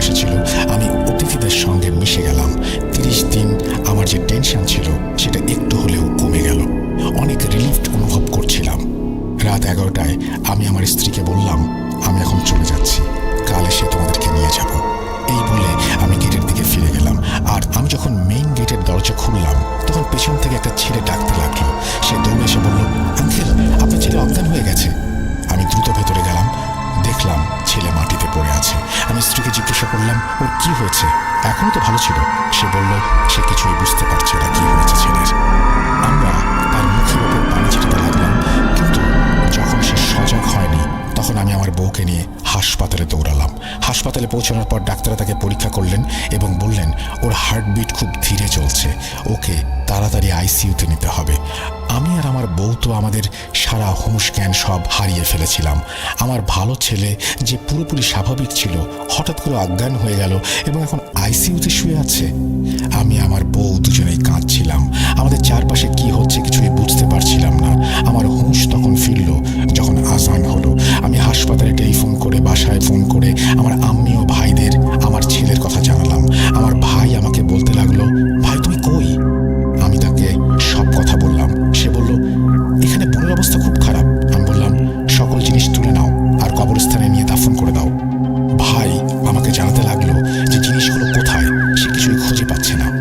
আমি তাকে বললাম সে আলমারিতে যেন দেখে, আমি সেখানেই রেখেছিলাম। সে বলল অনেকবার দেখেছে, কিছুই পাওয়া যায়নি। আমি কথা বলছিলাম, এমন সময় ডাক্তার সাহেব বেরিয়ে এলেন এবং এসে বললেন, আপনার ছেলের জ্ঞান ফিরে এসেছে। কিন্তু অন্যদিকে ভাই চিৎকার করছিল, বোনের অবস্থা খুব খারাপ, আমরা হাসপাতালে নিয়ে যাচ্ছি। আমি তাড়াতাড়ি কলটা কেটে দিলাম এবং ডাক্তার সাহেবকে প্রশ্ন করতে লাগলাম আসলে তার কি হয়েছে। ডাক্তার বললেন ওনারা তাকে পরীক্ষা করেছে, এখনো কোনো কিছু নিশ্চিত করে বলতে পারছে না, তবে এমন কিছু আলামত পাওয়া যায়নি যেটার কারণে তার অবস্থা এত খারাপ হয়ে গিয়েছিল। আমি আমার বউকে আর শালাকে বললাম, তোমরা এখানেই থাকো, আমি আমার বোনকে দেখতে যাচ্ছি, তার অবস্থা খুব খারাপ। কিন্তু আমি যখন অন্য হাসপাতালে পৌঁছালাম তখন আমার বোন এই পৃথিবী ছেড়ে চলে গিয়েছে। আমরা পোস্টমর্টম করতে রাজি হলাম না, কারণ আমরা তো জানতাম তার মৃত্যুর কারণ কি ছিল। এখন এসব দুনিয়ার ব্যাপার স্যাপার জানার পর আমাদের কিছু করার ছিল না। আমরা সবাই খুব শোকাতুর ছিলাম। আর তারপর থেকে ওই হুজুরের সাথে আমাদের কোনো যোগাযোগ হয়নি। 2-3 মাস পরে আমি খুলনা গেলাম। একদিন আমি হুজুরের সঙ্গে দেখা করতে গেলাম। যখন আমি তার কাছে পৌঁছালাম সে তার জায়গা থেকে উঠল এবং আমাকে আসতে বলল। সে বলতে শুরু করলো সে জানে আমার বোনের সাথে কি হয়েছে এবং সব কিছু আমার একটি ছোট ভুলের জন্য হয়েছে। আমি বললাম, হুজুর ওই রাতে তো আমার বাচ্চাটা প্রায় মারাই যাচ্ছিল, তাকে আইসিইউ অবধি নেওয়া হয়েছিল।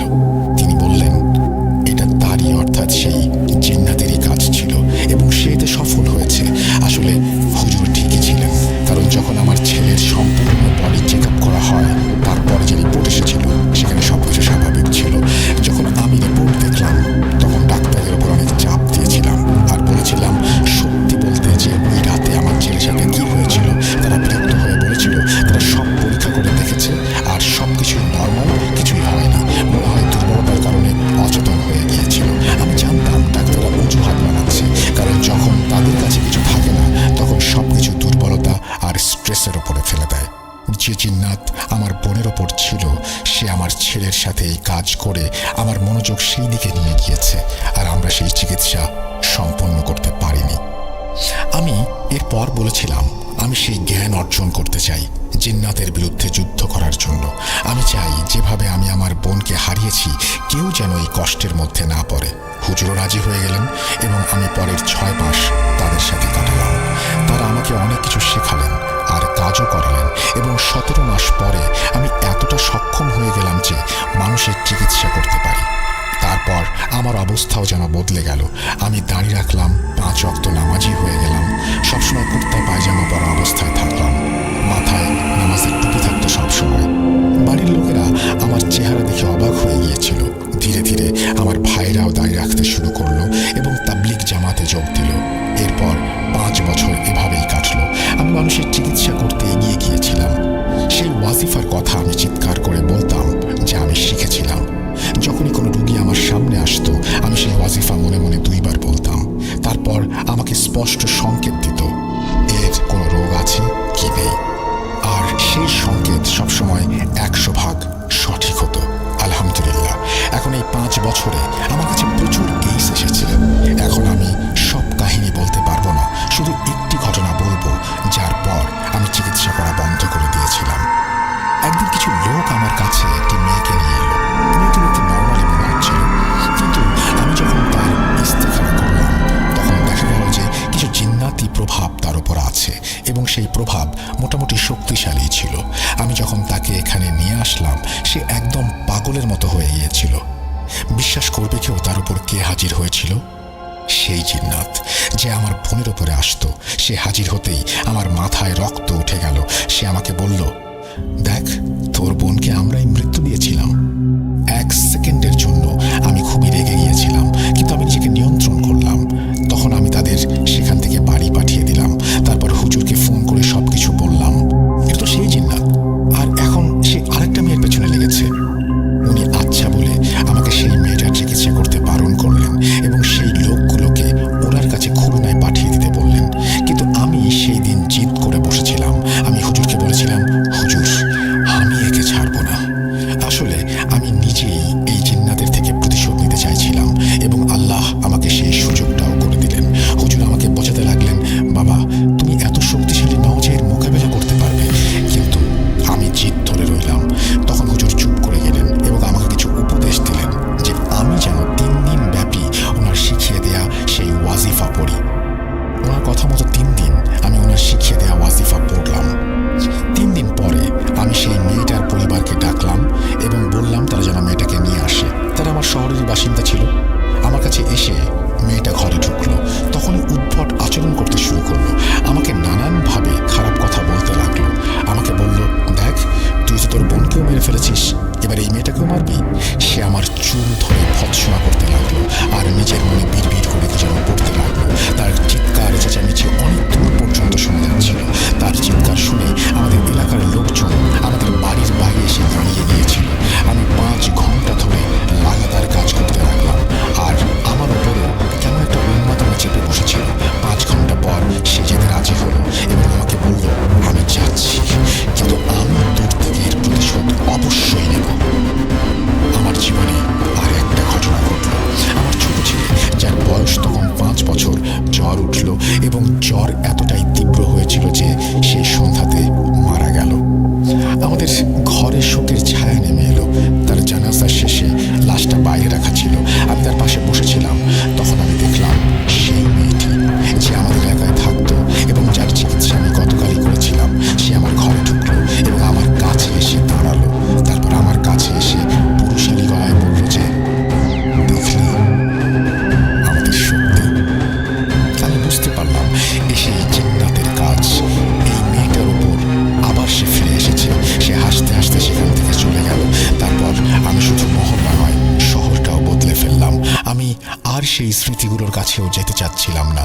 এরপর আমি আর কারোরই চিকিৎসা করিনি এবং ওই হুজুরের সাথেও আর কোনো যোগাযোগ রাখলাম না। হ্যাঁ, একটা কথা হয়তো আমি বলতেই ভুলে গেছি। আমি হুজুরকে জিজ্ঞাসা করেছিলাম যে আমার বোনের সাথে আসলে কি সমস্যা হয়েছিল। যদিও তিনি আমাকে কিছু বলতে রাজি হননি, তবুও বলেছিলেন, বাবা, এখন তোমার বোন এই দুনিয়াতে নেই, এটাই কঠিন সত্য।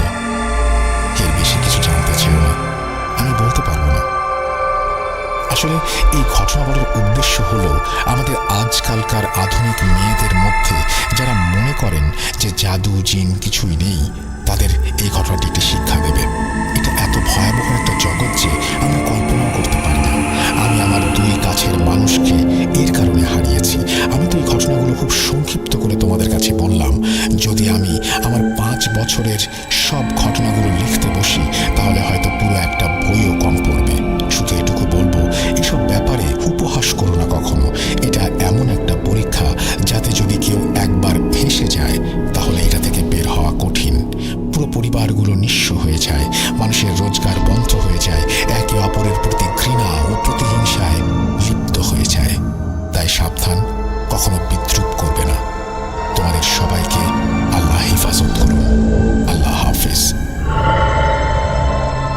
এই বলে চাচা ওনার জীবনের ঘটনাটির ইতি টানলেন। আমি অবাক হয়ে শুধু শুনছিলাম ওর কথাগুলো। লোকটা একেবারে বিনা কোনো বিরতি নিয়ে এত সুন্দর করে এভাবে ঘটনাটি বললেন যে আমি অভিভূত হয়ে গিয়েছিলাম। এই ছিল আমার পাঠানো আজকের ঘটনা। আমরা এই মুহূর্তে চলে যাব পরবর্তী ঘটনায়। আশা করছি আমাদের আজকের এই প্রথম ঘটনাটি আপনাদের ভালো লেগেছে। চলুন পরের ঘটনায় যাওয়া যাক।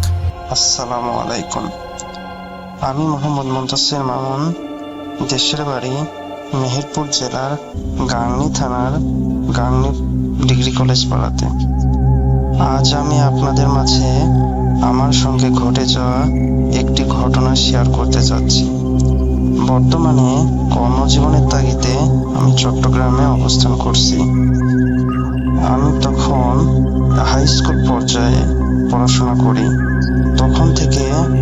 তখন আমাদের এলাকাতে ইন্টারনেট স্পিড তেমন ছিল না, এবং সেই রকম ভাবে তো কথা না বাড়িয়ে সরাসরি আমি আমার ঘটনায় চলে যাচ্ছি।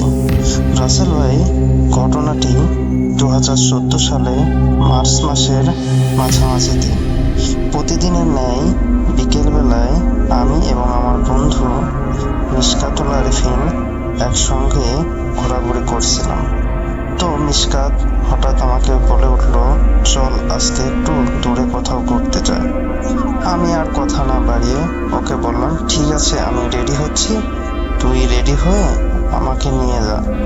কিছুক্ষণ পরে মিশকাত বাসা থেকে বের হয়ে আমাকে কল করে, আমি বের হচ্ছি, তুই রাস্তায় এসে দাঁড়া। আমি আমার বাসা থেকে বের হয়ে হসপিটালের সামনে পোস্ট অফিস অবস্থিত, সেই পোস্ট অফিসের সামনে দাঁড়ায় আছি। কিছুক্ষণের মধ্যে আমার বন্ধু এসে আমাকে নিয়ে যায়। বলে রাখা ভালো, মিশকাত বাইক চালাতে খুবই পটু। বরাবরের মতো ওর বাইকে চেপে বসলাম এবং আমাদের আজকের উদ্দেশ্য ছিল মুজিবনগরে যাওয়া। রাসেল ভাই, মুজিবনগরটা সবাই চিনে। মুক্তিযুদ্ধের সময় এটি বাংলাদেশের অস্থায়ী রাজধানী ছিল। ওখানে অনেক ভিত্তিপ্রস্তর আছে, স্মৃতিসৌধ আছে, মানচিত্র এবং দেখার মতো অনেক কিছুই আছে। পাশে রয়েছে ইন্ডিয়া বাংলাদেশের বর্ডার। তো আমরা দুজন বের হয়ে গেলাম ঠিক বিকেল 4টার দিকে। কিছুক্ষণের মধ্যে আমরা মেহেরপুর সদরে পৌঁছে গেলাম, আমাদের জেলা শহর যেটা।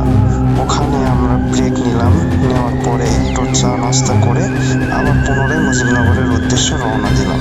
বলে রাখা ভালো, মেহেরপুর থেকে মুজিবনগর দূরত্ব খুব বেশিও নয়, মোটামুটি 15 থেকে 16 কিলোমিটার দূরত্ব।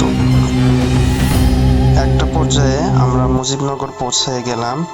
মুজিবনগর 0 পয়েন্টে যাওয়ার পরে একটু সামনে গিয়ে স্মৃতিসৌধতে গিয়ে আমরা কিছু ছবি উঠালাম।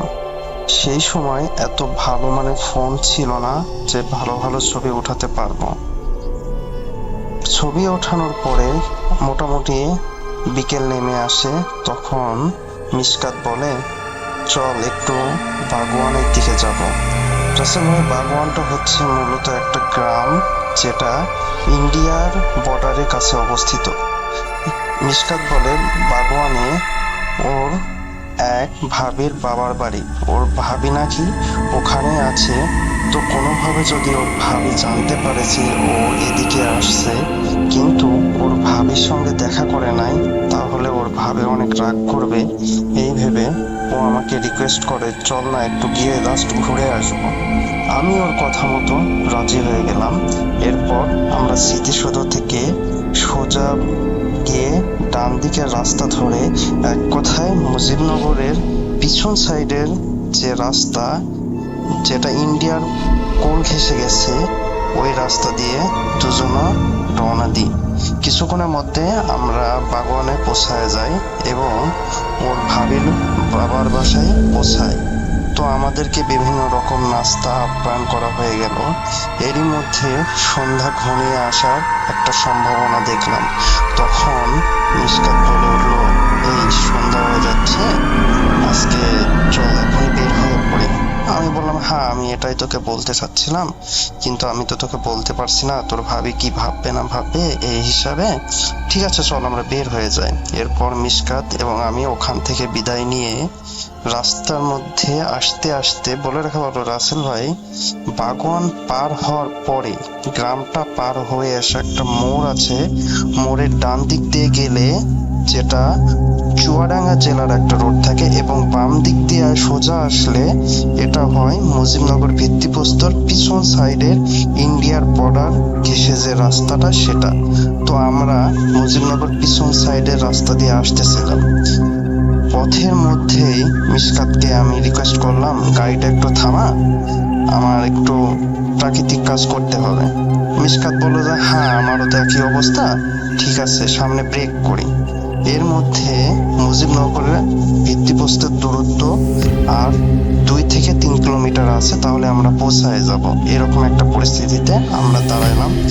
দাঁড়ানোর পরে মাঠের মাঝে আসতে পথে মাঠের মাঝে ডান দিকে একটা পুরাতন ভাঙা বাড়ি ছিল। তো আমি কিছু না বলেই পুরাতন ভাঙা বাড়ির ভিতরে চলে যাচ্ছি। যাওয়ার পরে পুরাতন ভাঙা বাড়ির ওখানে আমি যখন আমার প্রাকৃতিক কাজ সারি, তখন একটা গা ছমছমে ভাব আসলো। মিশকাতও নামলো, নেমে ও আমার একটু দৌড়ে গিয়ে ও বললো যে কেমন জানে একটা গা ছমছমে একটা ভয় ভয় কাজ করতেছে। ঠিক সেই সময় রাস্তা দিয়ে একটা লোক বাইসাইকেল চালিয়ে যাচ্ছিলেন এবং উনি বলল, বাবারা ওখানে প্রস্রাব করো না, তোমরা উঠে আসো। আমরা কথাটা কানে না নিয়ে আমরা আমাদের কাজ সেরে আবার পুনরায় রাস্তায় চলে আসি। আসার পরে মিশকাতকে বললাম ঠিক আছে এবার চল রওনা দিই। কিন্তু একটা বিষয় রাসেল ভাই, ওখানে নামার সঙ্গে সঙ্গে যে মনের ভিতরে একটা ভয়ের কাঁটা বাজছিল, জানি কেমন কেমন যেন একটা মানে অন্যরকম অনুভূতি। তো মিশকাত যথারীতি বাইক স্টার্ট দিল। দেওয়ার পরে কিছু দূর আসার পরে 2 থেকে 3 মিনিট রাস্তা আসার পরে ও কিন্তু তখন বাইক খুব স্লোলি চালাচ্ছে। স্পিড ছিল 30 থেকে 35 বা তারও কম। ঠিক সেই সময় আমি একটা জিনিস খেয়াল করলাম, বিপরীত দিক থেকে শ্যালো মেশিন চালিত মানুষ বহনকারী একটি গাড়ি দ্রুত গতিতে আসতেছে, বেশ গতিসম্পন্ন। এবং তখনই দেখি রাস্তার ডান দিক থেকে একটা হলুদ ড্রেস পরা মেয়ে উঠছে, কিন্তু আমি তার চেহারাটা দেখতে পাইনি রাসেল ভাই। ঠিক ওই মেয়েটাও রাস্তায় উঠলো এবং বিপরীত থেকে শ্যালো মেশিন চালিত গাড়িটা এসে একটা ধাক্কা লাগলো। মুহূর্তের মধ্যে আর কোনো কিছু নাই, গাড়িটা বের হয়ে আমার সাইড দিয়ে চলে গেল। আমি এটা দেখে এক প্রকার বাকরুদ্ধ। তখন মিশকাতকে বলি এইভাবে, ঠিক আঞ্চলিক ভাষায়, মিশকাত তুই কি কিছু দেখছিস? ও বলে না আমি তো কিছু দেখি নাই, আমার সেটাই গাড়ির টান। জাস্ট আমরা তখন আঞ্চলিক ভাষায় যেভাবে বলছি আর কি। ও বলে কেন, কি সমস্যা? আমরা তোকে গাড়ি টানতে বলছি, তুই টান। তখন মিশকাত ওর বাইকের ফুল স্পিডে এবং এত দ্রুত আসলো, বলছে কি হয়েছে বলবে তো? আমি তখন কোনো কথা না বলে জাস্ট বলতেছি তুই গাড়ি টান। এবং ও ফুল স্পিডে রাসেল ভাই কি বলবো 1 মিনিটের মধ্যেই ওর মনে হলো যে মজুমদার ভিত্তিপ্রস্তরে চলে আসছে। এইরকম স্পিডে ও টেনে আসছে। মিনিমাম তখন 70-80-র উপরে স্পিড ছিল ওর গাড়িতে, তারও বেশি। এরপরে ও যখন ভিত্তিপ্রস্তরে আবার আমরা পুনরায় পিছন গেট দিয়ে প্রবেশ করি এবং এবার আমরা মানচিত্রে যে এরিয়াটা আছে ওখানে উপরে বসি, 2 তলার উপরে উঠে আমি ওকে বলি যে তুই কি কিছু দেখছিস? মিশকাত বলে না আমি তো কিছু দেখি নাই। তো তুই এবার বল কেন আমাকে এত দ্রুত গাড়ি চালাতে বললে, আর কেন এবার এভাবে আসলে, আর কেন এবার তুই ভয় পাচ্ছিলি? আমি তখন বিস্তারিত ওকে বললাম যে এরকম বিষয়, ডান দিক থেকে এরকম একটা মেয়েকে দেখলাম, বিস্তারিত ওকে ভেঙে বলি। ও বলে যে না আমি এমন কিছু দেখি নাই বা আমার সামনে এমন কিছু আসে নাই। আমি যে শিওর তুই এটা দেখিস নাই? বলছে হ্যাঁ আমি শিওর কিছু দেখি নাই। কিন্তু রাসেল ভাই আমি এটা মানে এখন পর্যন্ত আমার চোখের সামনে সেই দৃশ্যটা ভাসে। পরবর্তীতে আমি অনেক ভয় পাই। আমি বললাম ঠিক আছে আর আমি এখানে থাকতে চাচ্ছি না, চল যাই, বাসায় যাই। এরই মধ্যে আমরা রওনা দিলাম। মেহেরপুরে আসার আগে দারিয়াপুর নামে একটা স্থানে তখন মাগরিবের আজান অলরেডি দিয়ে দিয়েছে। তো আমরা স্বাভাবিকভাবে আসছিলাম, কিন্তু আমার ভিতরে রাসেল ভাই ভয়টা কাজ করছিল। মিশকাত অনেকবার আমাকে বলে যে ভয় পাস না, চল দেখি কি করা যায়। তো রাসেল ভাই বলে রাখা ভালো। এরপরে আমি একটু সাহস নিয়ে কিছু ছোড়া টোড়া পরে বাইকে বসলাম। বসার পরে পুনরায় আমরা গাংনীতে চলে আসলাম। আসার পরে আমাদের এক বড় ভাই ছিলেন, ওনার নাম ইলিয়াস হোসেন। তো ওনার সঙ্গে একটু কথা বললাম যে ভাই আজকে তো আমরা ঘুরতে গেছিলাম, এরকম এরকম বিষয় ঘটছে আমাদের সঙ্গে, তো এখন কি করা যায়? বললাম আচ্ছা ঠিক আছে চল তোকে একজনের কাছে নিয়ে যাই, ওনার কাছে গিয়ে একটু ঝাড়ফুঁক করে আসি। তো নাম পরিচয় আমি ওনার ব্যক্ত করছি না। আমাদের গাংনীতে একজন ব্যক্তি আছে যিনি বেশ ঝাড়ফুঁক বা অন্যান্য কাজে বেশ ভালো পারদর্শী। ওনার কাছে গেলাম। তো উনি মাগরিবের নামাজ পড়ে উনি বাসায় আছে, বের হয়ে আসলেন। ডাকার পরে আসার পরে আমাকে বললো কি হয়েছে, কাহিনী বলো তো বাবা। তখন আমি ওনাকে বললাম যে কাকা এই কাহিনী এই ব্যাপার ঘটছে আমার সঙ্গে, আমি এরকম এরকম ভয় পেয়েছি। তো উনি আমাকে বলে যে আরে কোনো ব্যাপার না। উনি আমার পিঠে জাস্ট কয়েকটা থাবা দিয়ে বলে যে ইয়াং বয়সে তোমাদের যে বয়স এখন, তোমাদের যে অবস্থা, তাতে এরকম একটু সমস্যা কম বেশি সবারই হয়, ঠিক আছে তোমাকে আমি একটু দেখতেছি। দেখে উনি কিছু ঝাড়ফুঁক করলেন, কিছু ফু দিয়ে কিছু করে পিঠে দুইটা থাবা দিয়ে বললো যাও, আর সমস্যা হবে না ইনশাল্লাহ। তো এরপর রাসেল ভাই আমি কেন জানি মনের ভিতরে ভয়টা দূর করতে পারছি না। পরবর্তীতে যে যার বাসায় বলতে আমি আমার বাসায় চলে আসলাম, মিশকাত চলে গেল, ইলিয়াস ভাই চলে গেল এবং যাওয়ার সময় বলে গেল যে সমস্যা নেই, আশা করি আর কিছু হবে না। তো রাসেল ভাই আমি যথারীতি রাতে খাবার খেলাম। খাবার খেয়ে আমার ফোনটা হাতে নিয়ে আমি দেখলাম যে আমার ছবিগুলো দেখছিলাম যে আজকে কেমন ছবি উঠাইছি। তো হঠাৎ করে ওই কাহিনীটা আবার আমার মাথায় আসে, কেমন যেন নার্ভাস ফিল করলাম। তো তারপরে আমি কখন কিভাবে ঘুমিয়ে গেছি আমি নিজেও জানি না। ওই দিন রাত্রে ভালো আছি, কোনো সমস্যা নেই আলহামদুলিল্লাহ। এরপরেও 2-3 রাত কেটে গেল, কোনো সমস্যা নেই। 1 সপ্তাহ কেটে গেল, কোনো সমস্যা নাই। প্রায় 10 দিন পরে রাসেল ভাই আমি যখন রাত্রে শুয়ে আছি আমার রুমে, দেখি একটা ধূপ করে শব্দ হলো। আমি ঘুমিয়ে আছি, আমি বুঝতে পারছি একটা শব্দ হলো ধূপ করে, এবং শব্দটা আমার পায়ের ডান দিকে থেকে আসলো। তো আমি ভাবতেছি এত রাত্রে কিসের শব্দ, মানে ঘুমের ভিতরে আমি অনুভব করতেছি। একটা পর্যায়ে কিছুক্ষণ পরে দেখি আমার শরীর কেমন যেন ভারী হতে লাগে। তো আমি কোনোভাবেই যেন উঠতে পারছি না বা চড়তে পারছি না। তখন আমার ওই অবস্থাতেই মাথায় আসলো যে বোবাই ধরে নাকি, এরকম একটা কথা শুনছিলাম, হয়তো আমার বোবাই ধরছে। তো আমি অনেক কষ্টে আল্লাহু আকবার কথাটা মুখ দিয়ে উচ্চারণ করে একটা ধাক্কা দিয়ে ওটাকে ফালাই দিই। আমি বুঝতে পারছি যে ওটাকে আমি ফালাই দিলাম, এবং ও গিয়ে যে আমার রুমের দেওয়ালের সঙ্গে ধাক্কা খাইছে সেটাও বুঝতে পারলাম। সঙ্গে সঙ্গে কিন্তু আমি জেগে গেলাম রাসেল ভাই। এরপরে দেখি আমার পুরো শরীর ঘেমে ভিজে গেছে। তখন আমি বুঝতে পারলাম সামথিং রং। এটা ছিল আমার প্রথম দিনের অবস্থা। এর কিছুদিন পরে আমি ভালো ছিলাম, অন্তত 5-7 দিন আবারও ভালো আছে, কোনো সমস্যা নেই। ঠিক এর কিছুদিন পরে পুনরায় সেম অবস্থা, ধূপ করে একটা শব্দ হলো। শব্দ হওয়ার পরে আজকেও সেম আমার শরীর ভারী হয়, কিন্তু আজকে যেন আমি একটা জিনিস ফিল করলাম, এটা কোনো পুরুষ না, এটা একটা মেয়ের মতো লাগলো, জাস্ট আকৃতি। সে কেন জানি আমার সঙ্গে খুব অত্যাচার, মানে আমাকে মেরে ফেলতে চাচ্ছে, এরকম একটা অনুভূতি মনে হলো। পরবর্তীতে আমি ভাবতেছি না, এটা কি হচ্ছে আমার সাথে। এইবার কেন যেন আমি কোনোভাবে ওর হাত থেকে মানে নড়তেও পারছি না, কিছু বলতেও পারছি না, আমার মুখ বন্ধ হয়ে আসছে। অনেকক্ষণ পরে আমি যা হোক আবারও সেম স্বাভাবিক অবস্থায় চলে আসলাম। ওর একটা এবার ওরে লাথি দিয়ে নাই, ওরে ধাক্কা দিছি, কিন্তু সাথে সাথে হাওয়া বের হয়ে দেখি আমার রুম পুরো নীরব, কিন্তু আমার শরীর খারাপ। এটা গেল দ্বিতীয় দিন। রাসেল ভাই সব থেকে মারাত্মক অবস্থা হয়েছিল তৃতীয়বার। এই তৃতীয় কাহিনীটা ঘটছে ঠিক ওর 3 দিন পরেই। দ্বিতীয় কাহিনী ঘটার 3 দিন পরেই আমি শুয়ে আছি, পাশের রুমে আব্বা মা বা ওনারা আছে।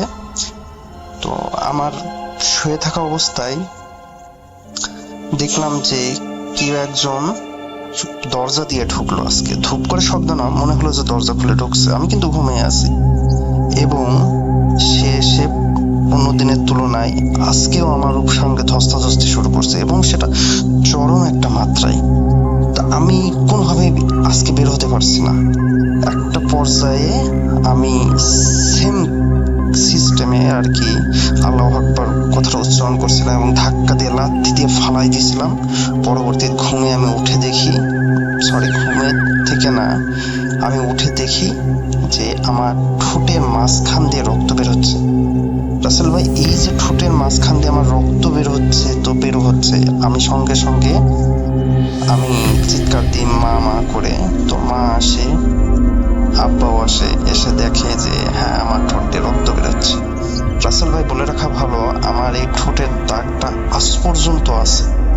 এখনো যদি কেউ মানে একটু খেয়াল করে দেখতে পাবে যে যে জায়গাটা কেটে গেছিল সেটা দিয়ে দাগ হয়ে আছে, এবং বেশ ব্লাড বের হয়েছিল। অবশেষে ওই দিন ঘুমিয়ে গেলাম।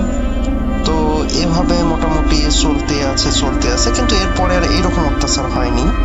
জাস্ট স্বাভাবিক আসতো, ধূপ করে শব্দ হতো, তখন আমি এটাকে মানায় নিলাম আস্তে আস্তে। এরপরে রাসেল ভাই চলতে থাকে এটা প্রায় 13 সাল থেকে 16 সাল পর্যন্ত, কন্টিনিউ 3টা বছর, কোনো কোনো মাসে 2বার, কোনো কোনো মাসে 1বার, এরকম চলতে থাকে। আবার দেখা গেল টানা 3 মাসও কোনো সমস্যা হয়নি, এরকমও আছে। তো এটাকে আমি মানায় নিয়েছিলাম যে এটা হয়তো বোবা টোবা হবে স্বাভাবিকভাবে, ব্যাস কোনো সমস্যা নেই। 2016 সালে যখন নভেম্বরে আমি আমার ইন্ডাস্ট্রিয়াল অ্যাটাচমেন্টের জন্য ঢাকাতে আসি, এবং ঢাকাতে আসার পরে আমি মিরপুর 1-এর ডি ব্লকের এভিনিউ রোডের কোনো একটা বাসা, স্পেসিফিক কারণে আমি বাসার নামটা বলতেছি না, তো এভিনিউ রোডের যে বাসায়, সেখানে আমরা নিচতলাতে এক রুমে 4 জন থাকতাম। থাকার পরে আলহামদুলিল্লাহ আমি সব সমস্যা থেকে কেন যেন মুক্তি পেয়ে গেলাম। কোনো সমস্যা হলো না, ঢাকাতে এসে খুব স্বাভাবিকভাবে থাকলাম। টোটাল আমার অ্যাটাচমেন্ট ছিল 3 মাস, তো তার মধ্যে 2 মাস আমার কোনো সমস্যা হয়নি। 2 মাস পরে হঠাৎ একদিন আমি ওয়াশরুম থেকে আসার সময় খেয়াল করি যে মনে হচ্ছে আমার পিছনে কেউ একজন আছে, সে আমাকে ফলো করছে। তো আমার সাহস হয়নি রাসেল ভাই পিছনে তাকানো। তো এই অবস্থাতে আমি রুমে প্রবেশ করি, আমার বেডে শুয়ে পড়ি। ঠিক এর কিছুক্ষণ পরে আমার চোখগুলো যখন ঘুমে আটকে গেছে, আমি ঘুমের মধ্যে চলে গেছি, তখন সেম আগের মতো অবস্থা। কেউ একজন আসলো, এসে আমার বুকের উপর চড়ে বসছে, এবং আমি বুঝতে পারি যে সেটা একটা মেয়ে ছিল, সেটা কোনো ছেলে না। তো এর কিছুক্ষণ পরে আবার ভোর হয়ে যায়। ওই দিন শেষের দিকে সময়টা হঠাৎ আজান দেয়, তারপরে দেখি সব ক্লিয়ার। যাক, আমি যথারীতি ঘুমিয়ে গেলাম। এরপরে ঢাকাতে আমার কোনো সমস্যা হয়নি। আমি আমার ইন্ডাস্ট্রিয়াল অ্যাটাচমেন্ট শেষ করলাম এবং বাসাতে ব্যাক গেলাম। ব্যাক যাওয়ার পরে রাসেল ভাই আমি স্বাভাবিক, কোনো সমস্যা নাই, চলতেছে আমার লাইফ। আমি ভাবলাম যে সমস্যাগুলো হয়তো সমাধান হয়ে গেছে, আলহামদুলিল্লাহ এখন আমি সব ঠিক আছে। কিন্তু না রাসেল ভাই, ঘটনা এখনো আমার সঙ্গে চলতে লাগলো। এবার ঘটনাগুলো কেমন জানি ভিন্ন ভিন্ন হতে লাগলো। আগে আসতো সে মেয়ের রূপ ধরে, এবার কেন জানি সে আমার নিজের রূপ ধরে আসছে। আমার নিজের রূপ ধরে যখনই আসতেছে, তখনই আমার ভিতরে একটা অন্যরকম অনুভূতি হয়েছে। কেন সে ফার্স্টে আসলো একটা ছেলে, তারপরে আসলো একটা, বুঝতে পারলাম যে একটা মেয়ে, এখন আবার আমার রূপ ধরে। তো 2017 সালের ফেব্রুয়ারি বা জানুয়ারিতে এরকম হবে। তো তখন আমি ওর সঙ্গে অনেক ধস্তাধস্তি করছি ঘুমের ভিতরে, ওর প্রত্যেকবার কিন্তু সেম ক্যাটাগরিতে আসে। ধস্তাধস্তি করতে করতে আমি ঘুমের ভিতরে খেয়াল করছি আমি ওর গলাটা ধরে বাসার গেট খুলে ওর গলা ধাক্কা দিয়ে বের করে দিই আর কি। তো ও যাওয়ার সময় একটা মুচকি হাসি দিয়ে যায় আমাকে। আমি জানতাম না ওর হাসির কারণটা কি, বা ও হাসি দিয়ে কি বোঝাতে চাচ্ছে। আমি ওকে ছেড়ে দিয়ে ব্যাস, এরপরে আলহামদুলিল্লাহ টানা 6টা মাস আমার কোনো সমস্যা হয়েছিল না। আমি খুব স্বাভাবিকভাবে জীবনযাপন করছিলাম। তখন আমার একটা জব অফার আসে মহাখালী DOSS এর বিরুদ্ধে, IT সাপোর্ট ইঞ্জিনিয়ার হিসেবে। আমি তখন জবের জন্য আবার পুনরায় ঢাকায় ব্যাক করি। তখন আমি ফার্মগেটের একটা হোস্টেলে উঠি। সঙ্গত কারণে আমি হোস্টেলটার নাম বলতেছি না, এটা মণিপুরি পাড়ার একটা হোস্টেল আর কি। তো হোস্টেলে ওঠার পরে ওখানে ছিলাম প্রায় 2 মাস। ওখান থেকে অফিস করলাম, আসলাম। তো আমার অফিসে মোটামুটি কি বলবো রাসেল ভাই, আসলেও যে অফিসটা ছিল এরকম 3টা রুম, একটা CEO স্যারের জন্য, আর একটা আমরা সবাই থাকতাম, আর একটা কল সেন্টার বা অন্যান্য কাজে ব্যবহার হতো। তো অফিসে মোটামুটি সবাই থাকতো। তো আমার যে রুমটা, এখানে শুধু আমি থাকতাম, বাকিরা সব বাইরে টেকনিক্যাল কাজে চলে যেত। আমাকে জাস্ট অফিস থেকে বসে বসে সাপোর্ট দেওয়া লাগতো। তো আমার একা একা অফিসে বসতে ভয় লাগতো, মনে হতো এই যেন মাথার উপর কে, এই যেন বামে কে। কিন্তু একবার মনকে আমি বোঝাই দিতাম যে আমি আছি DOSS এর ভিতরে, যে এলাকাটা অনেক ভালো, সো এগুলো কোনো সমস্যা না। যাক, হোক রাসেল ভাই, এভাবে চলতে চলতে প্রায় 1 মাস হয়ে গেল, আমি আর সমস্যা ফেস করি নাই। পরবর্তীতে আমি পিএসসিতে ভর্তি হওয়ার জন্য প্রস্তুতি গ্রহণ করি এবং ফাইনালে আমি ওয়াল ইউনিভার্সিটিতে আর কি ভর্তি হই। তো তখন আমি ফার্মগেট থেকে মিরপুরে শিফট করি এবং এবারও আমি মিরপুর 1-এর ডি ব্লকের 8 নম্বর রোডের কোনো একটা বাসাতে উঠি। সঙ্গত কারণে আমি স্পেসিফিকভাবে বলছি না, বললাম আর কি একটা বাসাতে। বাসাটা মূলত 7 তলা ছিল এবং উপরে একটা চিলেকোঠা আর কি বলা চলে। তো চিলেকোঠায় আমরা থাকতাম। তো আমি তখন 2018 সাল হয় নাই, 17 শেষের দিকে আর কি। তখন আমি ওই মেসে উঠলাম এবং ওই মেসে ওই যে এভিনিউ রোডে যাদের সঙ্গে থাকতাম তারাই তখন ওই মেসে থাকতো। তো আর তখন আমি ওই রুমে ওদের সঙ্গে একসঙ্গে থাকলাম, এক রুমে 4 জন। থাকার পরে আমি আমার পড়াশোনা কন্টিনিউ করলাম। করতে করতে মোটামুটি 1-2টা সেমিস্টার হওয়ার পরে আমি আমার ওই মহাখালীর ওই জবটা কুইট করি এবং পুরোপুরি আমি তখন পড়াশোনার ভিতরে ইনভলভ হয়ে যাই। তো একটা পর্যায়ে রাসেল ভাই এভাবে চলতে চলতে স্বাভাবিকভাবে জীবন চলছিল, আর কোনো সমস্যা দেখা দিচ্ছিল না বা কোনো ভয়ভীত কাজ করছিল না। কিন্তু রাসেল ভাই 2018 শেষের দিকে বা সম্ভবত আগস্টের দিকে কুমিল্লার একটা ছেলে নাম হচ্ছে রাসেল, তো আমাদের ম্যাচে আসে। তো ওর সঙ্গে আমি রাতে লুডো স্টার খেলতাম, 2 জন মিলে টিম মেম্বারে খেলতাম। তো খেলতে খেলতে খেয়াল করতাম ঠিক রাত 2টা, ঠিক একদম রাসেল ভাই 1 মিনিট কমও না বেশিও না, মোবাইলে ঘড়িতে দেখতাম রাত 2টা। তখন ছাদের উপরে দুমদাম বা মাও বিভিন্ন ধরনের, মানে একবার মনে হচ্ছে বিড়ালের আওয়াজ, আর একবার মনে হচ্ছে দুমদাম করে আওয়াজ হচ্ছে, মানে অদ্ভুত একটা আওয়াজ হতো। তো আমি রাসেলকে বললাম, রাসেল তুমি কি কিন্তু শুনতে পাচ্ছ? রাসেল বলে হ্যাঁ ভাই, আমি তো কিছু আওয়াজ শুনতে পারছি। তো রাসেল বাইরে বের হতে চাই, আমি ওকে বাধা দিয়েছি, না এই সময় যেতে নাই, এটা নিশিরাত, অনেক কিছু শোনা যায়, তো যাওয়ার দরকার নাই। রাসেল বলে ঠিক আছে ভাই, সমস্যা নাই, দেখি আরো 2-1 দিন। তারপরের দিন সমস্যা হয়নি। এরপরের দিন আবার আমরা লুডোসটা খেললাম মনোযোগ, ঠিক রাত 2টায় সেম আওয়াজ। না, এটা তো জটিল একটা সমস্যা হয়ে দাঁড়াচ্ছে। তখন আমি রাসেলকে বলি, রাসেল আজকেও কিন্তু সেম। রাসেল বলে জি ভাই, আজকেও সেম, আজকে আমি বাইরে যাবোই, আপনি নিষেধ করলেও আমি যাবো। না রাসেল আজকে যাবো না, দেখা যাবে একটা একদম। যাই হোক, রাসেলকে আমি নিষেধ করি, আর রাসেল ছেলেটা অনেক সাহসী ছিল। এরপরে 3য় দিন সেম সমস্যা। এবার রাসেল আমাকে কিছু না বলে ও একাই চলে গেছে ছাদের উপর টর্চ দিয়ে।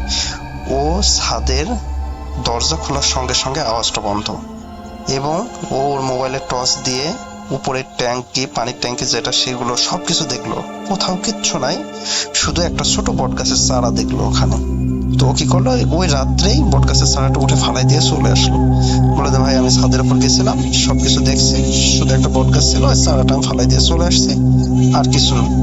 তো এরপরে যাই হোক আর সমস্যা হতো না। কিন্তু রাসেল ভাই, আমি মাঝে মাঝে যখন মনে হতো যে একটু ছাদের দিকে যাই, রুমে গরম লাগছে, কেমন যেন একটা ভয় পেতাম, সমসম করতো, মনে হতো এই যেন কে আছে, এই যেন কে আছে। আমার রাসেল ভাই এখন পর্যন্ত যদি আমি কোথাও যাই একা একা, মনে হয় যেন আমার পিছনে কেউ ফলো করছে, আমার পিছনে কেউ ফলো করছে। কিন্তু না, আমার পিছনে তো কেউ ফলো করে না, কেন যেন আমার এই অনুভূতিটা এখনো আছে। আমি জানি না এটা কোনো সাইকোলজিক্যাল প্রবলেম কিনা বা প্যারানরমাল কোনো কিছু কিনা। রাসেল ভাই, এরপরে আমি আবার পুনরায় মাঝে মাঝে ছুটিতে দেশের বাড়ি যেতাম।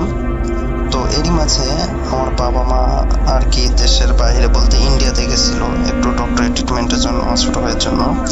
তো কোনো কারণবশত ছাড়াই আমাকে একা একা আর কি বাসাতে থাকতে হয়েছে। তো যে কয়দিন আমি একা একা থাকছি, তো প্রথম দিন যাওয়ার পরে আমার উপরে এরকম শুরু হলো পুনরায় টর্চর। তো আমি ব্যাপারটা নিতে না পেরে তখন আমি ভাবলাম যে আমি যদি কোরআন তেলাওয়াত দিয়ে রাখি তাহলে কি হবে, দেখি একটু। এরপরে আমি আমার ফোনে সূরা ইয়াসিনটা চালায় রাখতাম সবসময়।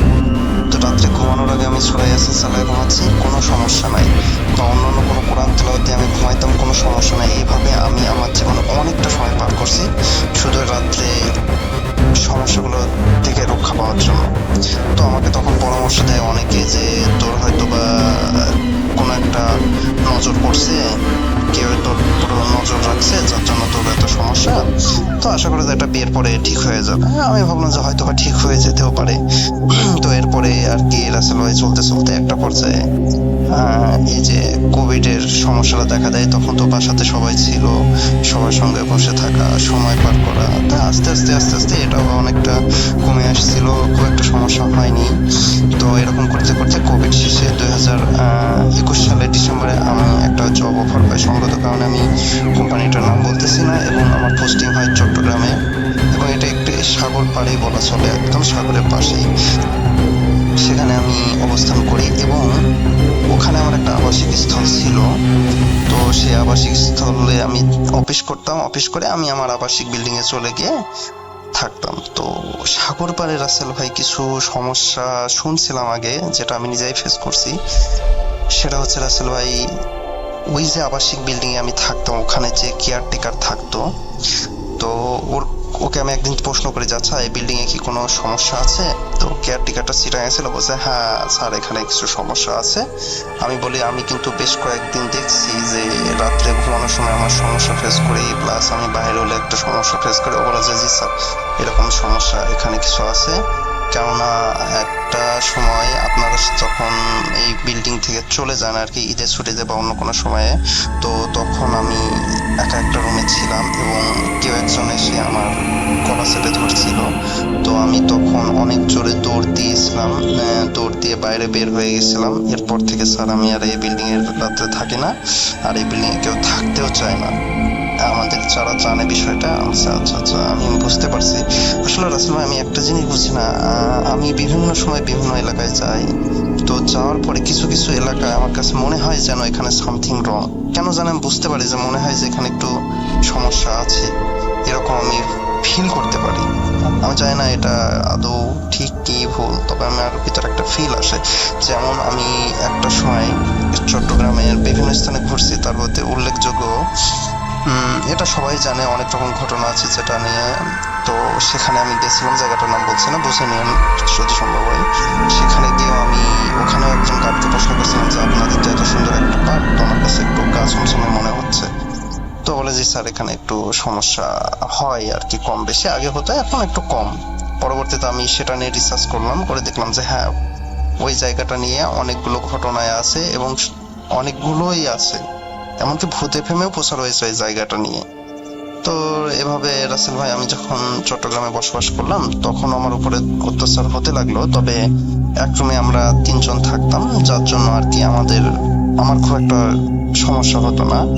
আমি এমনও হয়েছে রাসেল ভাই, আমি রাত 1টা 2টা 3টায় কর্ণফুলী নদীর এই প্রান্ত থেকে ওই প্রান্তেও গেছি, হয়তো বা কোনো কিছু খাইতে ইচ্ছে হয়েছে বা কোনো মার্কেটে যাবার ইচ্ছে হয়েছে, এরকমও করছি। তো রাত্রে আমার নদী পার হতে অনেকে ভয় পাই শুনছি, তো আমিও কম বেশি ভয় পেতাম। শুনছিলাম যে নদীতে নাকি এগুলো বেশি থাকে সাগর তীরে। যাই হোক রাসেল ভাই এভাবে চলতে থাকলো চট্টগ্রাম আসাকালীন। তো এই বিষয়গুলো রাসেল ভাই এখনো আমার সঙ্গে চলতেছে, কন্টিনিউ চলতেছে। এখনো যদি আমি কোনো রাত্রে ঘুমাই কোরআন তেলাওয়াত ছাড়া, তো মাঝে মাঝে সমস্যা হয়, সব সময় হয় না, তবে আগের তুলনায় অনেকটাই কম। তো এটাই ছিল আমার ঘটনা। এছাড়াও আমার সাথে আরো ছোটখাটো অনেক কিছু ঘটনা ঘটছে, সেগুলো স্কিপ করে দিয়েছি কারণ ঘটনাটি অনেক বড় হয়ে যাচ্ছে। তো রাসেল ভাই এর ব্যাখ্যা কি আমি আজ পর্যন্ত পাই নাই, যে কেন আমার সঙ্গে এরকম হচ্ছে এবং এটা মেয়ে কেন এই প্রশ্নটা আমি খুঁজে পাচ্ছি না। তো অনেকে অনেক রকম মতামত দিছে, তো আমি চাই না আমার এটা শেষ কোথায়। তবে আল্লাহর কাছে আমি এখনো দোয়া করি যে আল্লাহ এর থেকে যেন আমাকে মুক্তি দেওয়া হয়। আমি আর এভাবে নিতে পারছি না, কারণ একটা মানুষ আজ 10টা বছর এই বিষয়গুলো সাফার করছে এবং কন্টিনিউ একই জিনিস। রাসেল ভাই এটাই ছিল আমার ঘটনা। এছাড়াও আমার কাছে অনেক ছোট ছোট ঘটনা আছে, আমি আস্তে আস্তে সেগুলো আপনাদেরকে পৌঁছাই দিব। আসলে রাসেল ভাই কর্মজীবনে তো এর জন্য আসলে সবসময় সময় হয়ে ওঠে না। তো আজকে একটু ফ্রি ছিল, তাই এই ঘটনাটি আমি রেকর্ড করে আপনাদের কাছে পাঠাচ্ছি। ভালো লাগলে প্রচার করবেন।